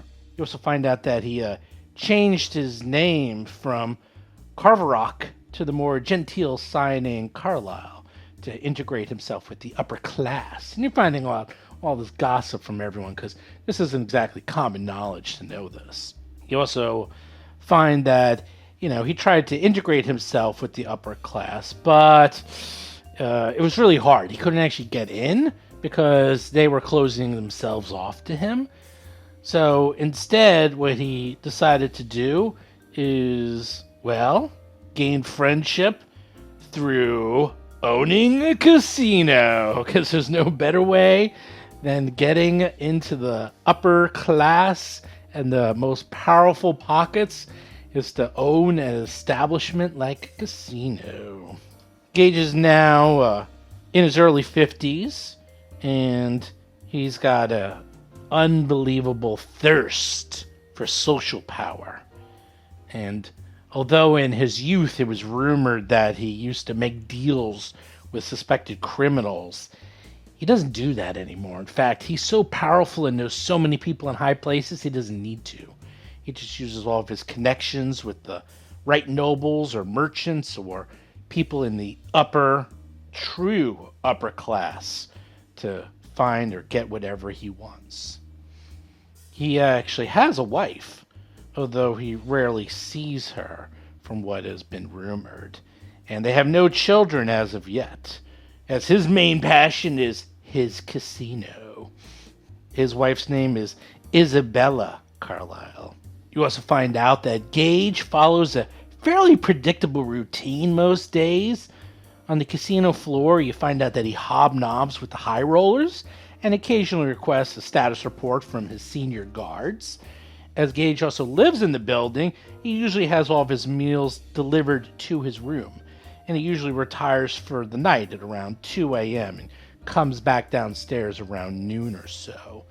He never, ever leaves the casino. And if he does, it's only to local establishments nearby for important dinners or business meetings. Oh yeah, he's also always accompanied by several very large, very strong, very deadly bodyguards. Okay, a few other fun things that you can find out. You find out something that might be of use to you. Would you like to know what that is? Oh, very much. After losing, graciously to sort of integrate yourselves with the gang and the Utes, you find out that there's a cleaning staff that comes into the casino once a week. And this is a local group of cleaners that go through the casino with brooms, mops, fabric cleaners, metal polish. And of course, the next cleaning is scheduled for the night before the floating gala. And you find out that the cleaners are allowed access to every part of the casino, including Gage's private apartments, but not the vault. The group is always accompanied by bouncers on duty. The cleaners scrub out the washrooms by themselves, however, with the bouncers waiting just outside. And you do find out when they go to the top floor, Gage unlocks his apartment door and walks them into his apartment with the bouncers. The cleaners only take a few minutes to clean his apartment, and Gage likes to keep his place extremely tidy and neat so they don't have much work to do. He also carefully watches them while they're in his apartment, and then they promptly leave. That is what you find out in terms of gossip. And not where he keeps his key. Oh, his key? That's easy. It's on him at all times. All right. Everyone knows that. Does he keep it in a pocket, tied around his neck? Oh, it's usually secured very securely on a chain attached to his waist. Sleight of hand. Right. Okay, cool. All right, that's cool. That's cool. Who's next? Go, Jason. I'm. All right, I guess I will make some documents. Sure enough, you go see your dad. Are you really going to go visit your dad? Yeah, what the hell? Your dad's surprised to see you. He's like, Basil, how's law school treating you? Oh, pretty good, pretty good. I mean, grades are doing okay, I suppose. Always could be better, but, I'm hanging in there. Yeah, I'm looking forward to getting the latest transcript to see what I'm paying for. Don't worry about that. I was wondering Forge the about... transcript. Quickly, forge the transcript. Yeah, I guess I know what documents I'm making. So what I was going to ask you something. The gala at the casino. Are you by any chance going to that? No, we're not going to that thing. Too much hoity-toity, stuff going on there. Big crowd. You know your mom doesn't really like that sort of stuff. But did you get an invitation? Oh, yeah, of course I did. I think they threw it in the garbage somewhere, though. I see. Could I take a look at it or even have it then? Sure. You come home and the first thing you do is fish around in the garbage? What, have you been talking to your brother? It's something like that. No, it's for a project I'm working on. Project? What are you doing, like paper mache or something? That doesn't make any sense. Oh, all right. It's for a study break. I was hoping to actually see if I could go there for that. Oh, I'm disappointed in you. That's like something your brother would do. Oh, okay, well. Well, you gotta let your hair down every once in a while, after all. Or your feathers. You're not going to be able to get in because, it's addressed to me and your mother, but... No, I know. Maybe I could talk my way in or something. Try out those legal skills. All right, well, I guess that's a good use of your academia. Out of character, I now feel like crap that I'm lying to my dad. But... All right, well, here you go. And he gives you a couple of the latest samples. Like, we just got a couple of new samples of pipeweed from the farm. You should check these nice. out. Yeah, definitely check those out. We always grow some first-rate stuff.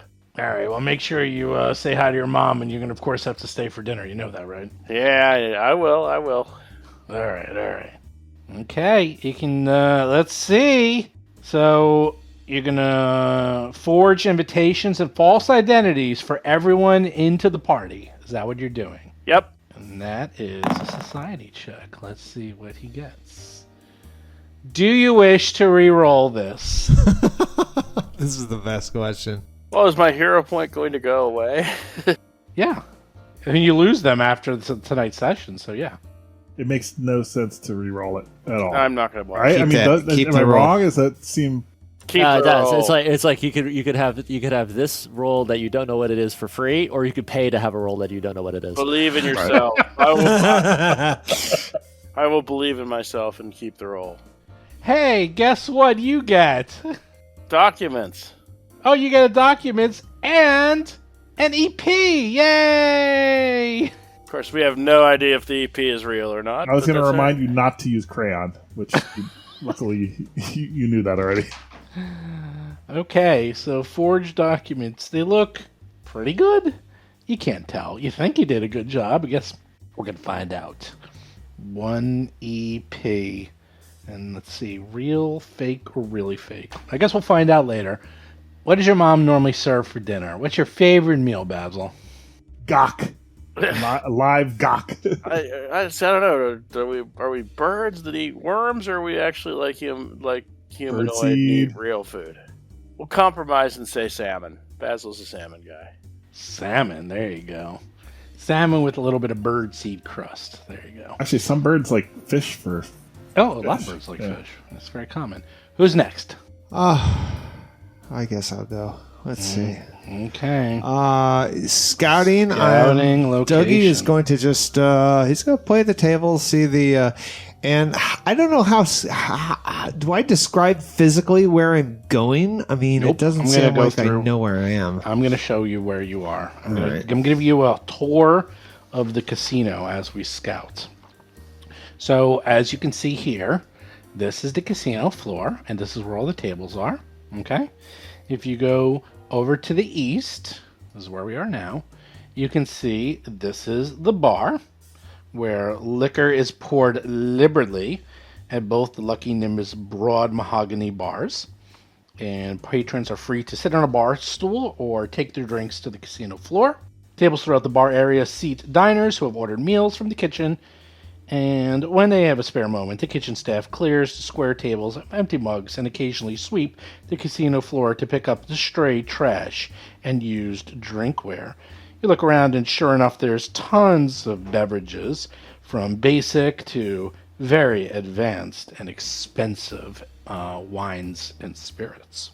Dougie is going to. Do you want to RP this? I mean, I'll tell you what I'm going to do. Or are you going through the? I'm going various through it because areas? it's going to take a while. So let's just go through the whole. Okay, all right. Let's just go through it. To the northern area, you see a small stage. in the ballroom, and it seems to be reserved for big name entertainers, musical groups, and troops that can draw a crowd. And that is here. You're now in the main ballroom, and the main ballroom is quite large. It's an ample dance floor where his patrons can celebrate high-class debauchery, and you expect that the floating gala will have a big party here. And of course, you will see that there's a very large stage as well, and a backstage area where there's a curtain, and you can see that. In addition, there is the privies. A very large bathroom. It's actually quite nice, especially for medieval times. Let's see, what do we have here? The bathrooms.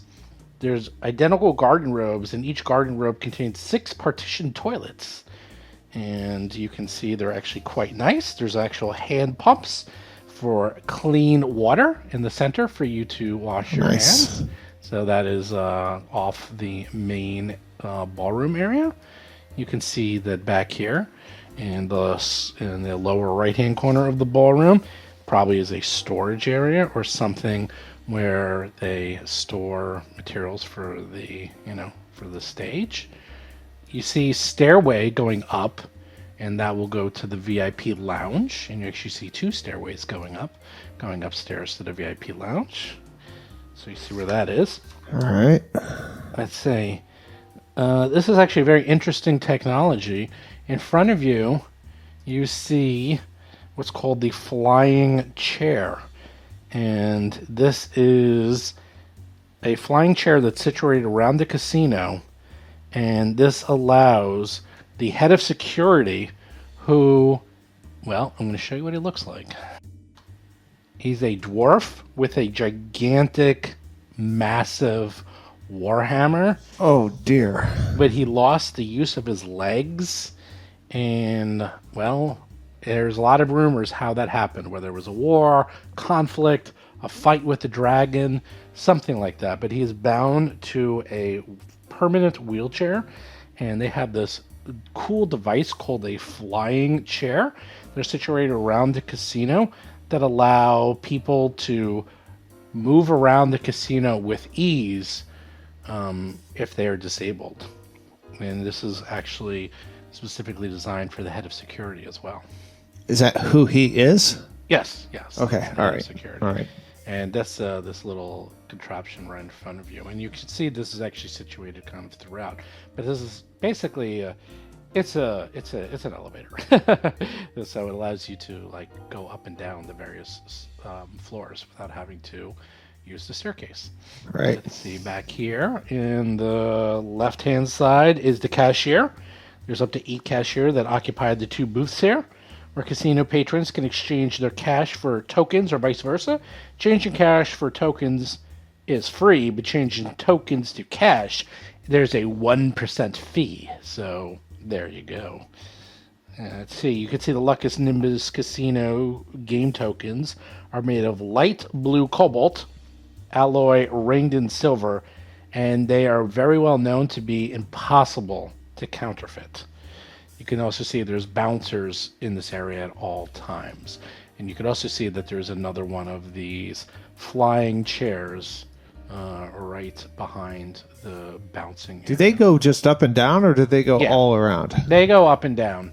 I believe... anywhere in the casino, could they just fly across this casino? No, it's just called a flying chair. But quite frankly, it's just an intricate system of ropes and pulleys, and it moves the entire room up and down. It's an elevator. It's just an elevator. But there's one so those are normal wheelchairs, but they're in elevators. They just call them the flying chair right, because they don't have elevators in this world. Back here is the kitchen. You can see, hey, kitchen over here. You can tell by scouting around that this area in the right-hand corner, that's the security office. Okay. And you can't enter or anything, but you can tell. I mean, that's definitely the security office. To the south over here, more bathrooms. This is the public bathroom. And I would love it if I rolled my scouting check and you were showing me the wrong layout and Dougie just got everything mixed up, and then when we played, it was a different map. it's still That would be awesome. It's How still good would that be? That would be really awesome. So you just would had be a fun. fake map prepared. Yeah. Oh boy, that would be fabulous. That would be fabulous. Okay, so you take a look and you look at the VIP lounge, and it looks like at the top of the stairs there's a black velvet curtain that demarcates the VIP lounge. There's a large bouncer that stands in front of the curtains, and he's holding a very large clipboard, and it looks like that people have to show their ID or some information to be allowed in and have to be on the list. Wow. If you're not on the list, you cannot go in. I'm afraid this guy has a +3 clipboard. So there you go. Those are all the areas that you're able to accessibly get and find. You do know that there's obviously on the second floor, the VIP lounge area. You expect there's also a vault downstairs, but you don't know how to get to it. And there's also the penthouse way at the top as well. With that, how do you wish to? That is the free scouting. So what is the specific scouting you might be trying to do? Like, for example, if you want to try to do something like investigate the kitchen more closely, you can try to pretend you're there as a health inspector or something. Whatever you wish to do. The vault is probably the place that I want to check out. You can try that. Is that the location where our MacGuffin is, or do Yes. we not know where the Oh, location? you know for a fact it's down there. In the Yeah. vault. Okay. So that's, and I don't know if you want to get into the details, but he's going to get a hard liquor and spill it on his cufflinks and his chest, and he's gonna act like that's his cover. If he is discovered, he's gonna go, "Oh, what's going on down here?" And he's gonna act drunk, like he wandered down there drunk. Okay. Good idea. It looks like you're gonna have to go through. Let's do what you're gonna have to do. You're gonna have to go through. I'm gonna draw this out because you figured out. Because this how is you're gonna do it. perception. I mean, how would I use perception to, if I'm not there, am I? Well, gonna you get... figured it out. You actually figured out using perception to Okay. try to actually scout out the vault. You would have to somehow sneak through the the cage, go through the first cage, get past the bouncer, get past the second cage, get past another bouncer, get to this door over here, go downstairs, and then get into where the vault is. All right. Well, I'm gonna go for my roll on that. It's is that a perception roll? It's a stealth roll. Oh, Because you're trying to I sneak can't in. stealth. No, I can't stealth. Okay, well you can. Okay, well you can. Well, what's change it if perception you give want. me? What can I do with perception? I guess that's the question. With perception, if you're trying to scout the location, Yeah. well, it depends what you're trying to do. Like if you're trying to get into the VIP lounge, that's actually like a society. If you're trying to investigate the kitchen, that could be a society. If you're trying to do something, I don't know, like Perception. Perception based. You could probably get more details that might be helpful. Sure. Okay. That would. So what I see now, I'm getting a deeper dive into it. Got it. Okay. Scout location. You managed to do exactly what I just said. I kind of gave it to you for free because I thought you were doing that, but I'm going to give it to you anyhow. So you scout the location, and I will say you get 1 EP because you believe you successfully did your job correctly. So sure enough, yes, you find out that getting down to this vault is going to be phenomenally hard because it looks like the only way to get through this vault is to go through the cashier's door, get past guards plus the people working there, then get through another door, and then also get to this door here, which goes down to the vault. However, you do notice, I'm just going to cheat and bring you in here. This is a flying elevator, the flying chair, which should be able to maybe bring you down into the vault itself, which you just realize, hey, wait a second, this goes into all areas of the casino. So if there's a way for us to maybe, I don't know, infiltrate this flying chair over here and bring it to another level, and then find this flying chair and then bring this all the way down, or even this chair, maybe this flying chair goes down to the vault.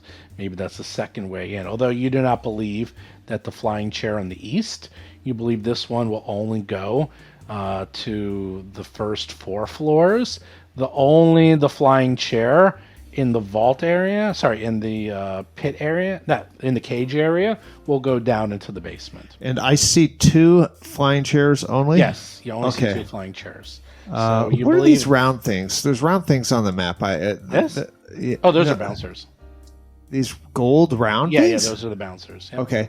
Okay. So the flying chair is, and just so I understand, it's the north double door looking thing from my view, my perspective, where I'm pinging the map. Yeah. I'll draw a little. Roughly there. Okay. Yeah, I'll draw a little circle. All right. So it's possible that we have to go up to go down, and we have 4 levels.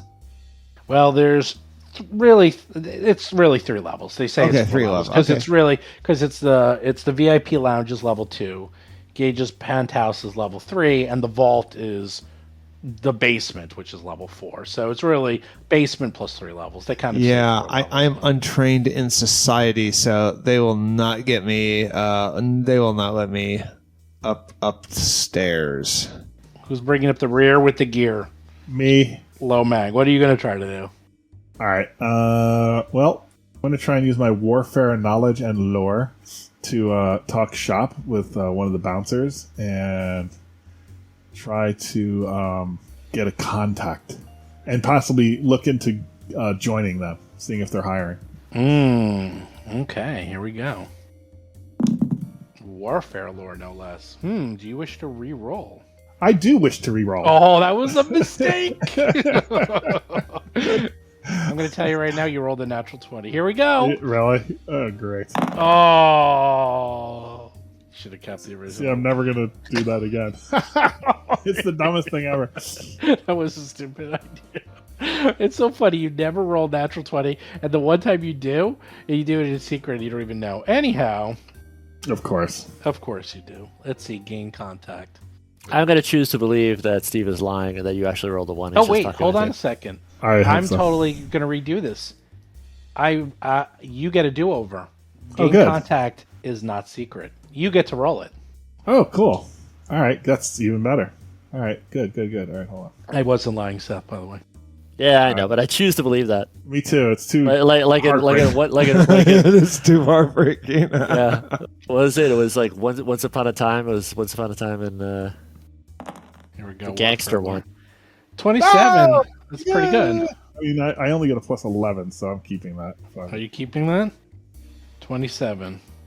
Gain contact. All right, so you go around, you talk to some people, and you find out the Lucky Nimbus employs 24 workers, including a handful of kitchen staff, numerous dealers, croupiers, bouncers, security guard, and 2 pit bosses. And you find out that Gage is a really good boss, and he pays everyone extremely well. So finding and gaining a contact is very hard to do, especially because they are been trained not to do exactly what you're trying to do, and that's hobnob with people like yourself. So the good news is you're able to sort of find out who some of the people are that maybe you can talk to, and I can give you a list, such as you find out that let's see, Gitsy Wonderscum is the female gnome sous chef who works in the kitchen, and you find out a little bit about her. but she like works almost 24 hours a day. She's always there and always working. You do find out that Sandlay Istmer is the female human pit boss, and she's no nonsense. She's amazingly good at keeping her eye on things. And as for some of the bodyguards and bouncers, you do strike up a conversation with Andu Matsi, who is a human bouncer, who is way higher level than you. You find out, even just by talking to him, you can realize this guy would clean your clock. This guy, after you're talking with him a bit about warfare and some of your expertise, this guy pulls a double shift every night for 3 years in a row. He pulls double shifts, 16 hours a day. And he has not a single hint of fatigue. He's also one of the best known employees and knows every single person in the casino, which is actually how you're able to pick up a conversation with him, because he doesn't recognize you and he knows everyone here. But luckily you're able to pick up a nice little conversation with him as you talk a little bit about your war history. I talk about, do you ever see Taxi Driver when he's talking to the security guard? Like, he failed his role, but he's like, hey, what are you guys talking? He's got the mohawk going. He's like, hey, That's what a you nice watch. you got a 357, maybe something a little bigger. What does he give him? Radio check on this guy. What does he give him his phone number? And it's too many numbers. Yeah. He's like Hopper, Elaine. He gives him the zip code the phone number. It's too many numbers. So he's massive, way taller than you, and has a huge afro that just amplifies his imposing effect. And you find out a little bit about him. He's actually from the war-torn homeland of Vidria, and he was sick and tired of all the fights and the war there. So he showed up in Absalom, came to the casino, and got a job right away, since he's such an imposing sight to be seen.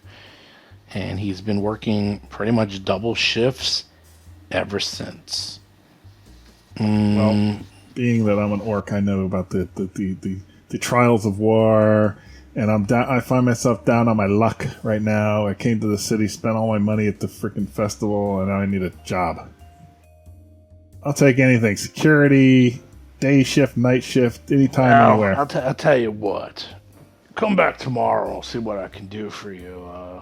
We'll see. You look fairly confident. You look pretty tough, and you seem to know what you're talking about. So maybe come back tomorrow, and I'll see what I can do for you. But I can't promise you anything. That's the best I can do. All I ever needed was a chance. Thank you, sir. So yeah, you find a little bit of lay of the land, find out some of the people who work there. But right now, the best you can do is hope for a job tomorrow. But at least you got kind of a friend. And more like he's sizing you up than really a friend. Right. And there you go. Hope you guys took some notes. Yes. Yeah, I took mental notes. What was the name of the sous chef again? Oh, the sous chef is... Hold on, I'll give you all the names. Kind of went through them fast. There's a lot of people. I have the other two for the sous chef. Gitsy Wonderscum. It's Wonder and then COSM. Female sous chef. Gnome sous chef. Okay. And wait, what's this? What's the... the human bouncer is Andrus Mosey, right? Andrew Andrew? And it's Andrew. Be correct. It's Andu. Andrew Modzi. All right, wait. Before you go, I want to remember a couple things, because there's a lot of information there. One thing popped in my head. I'm not sure whether that'll actually be disguises rather than forgery, but we should make a dummy key, because we'll have to lift the key off the guy's belt, and if we can swap it for another key, that might be the EP point. That would be better than him not having one. Can't we just do the great train robbery technique? That's very true. It's like take the wax and that's make true. the but we'd have to. wax. Actually, maybe we could. Maybe we could. because I have the spell Greater Creation where I can make things. Oh, there you dude. go. Yes, Maybe we greater could. creation is Maybe we finally could. useful. Although it goes away after a very short period. That's the problem. We with would it. only need it for that short period, would we not? Yeah, That's true. and it'll be magic though. Didn't Steve say something about anti-magic in the casino? It'll be a magic item. I know about this. A stuff. conjure temporary thing from Eldritch Energy. It's interesting. It might be. That's something worth researching. Like, if I like that would be actually very cool. Like if I all I need is to like examine it closely, and that would be the same as us lifting it off of him, and then like when we're in there, I cast the creation and make a duplicate and open up the lock with it. That would be cool. I don't know if that would work. We could research that. That would be awesome. The other thing I'm thinking is we might want to consider if we can be the cleaning crew. That would be awesome for scouting, and that would be a scout attempt where we basically have access to everywhere and be able to see. But where it's we have only to go. one time, and it's for one time a week. Right. But it's not Right, a bad and idea. it would be the day before. It would be one last thing the day before. And Yeah. I don't know if that would be useful or what. And I love this idea of us riding the flying wheelchairs to the place. Yeah. Like I like that. That's awesome. that would be cool if we could do that. I don't know. Yes. Maybe one of us could decide to disguise ourselves as a disabled person and try to get access to it that way.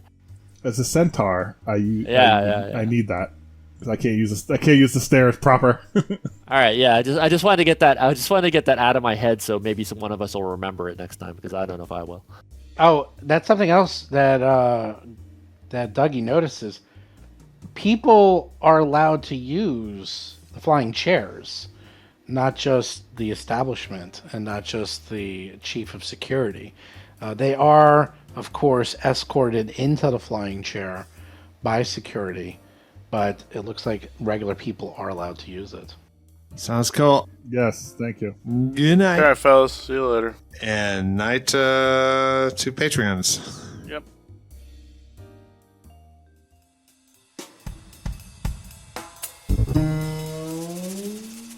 You've been listening to Roll for Combat, Agents of Edgewatch. If you have a question or comment for the show, please visit us at rollforcombat.com. You can also find us and play various games on our Discord channel at discord.rollforcombat.com.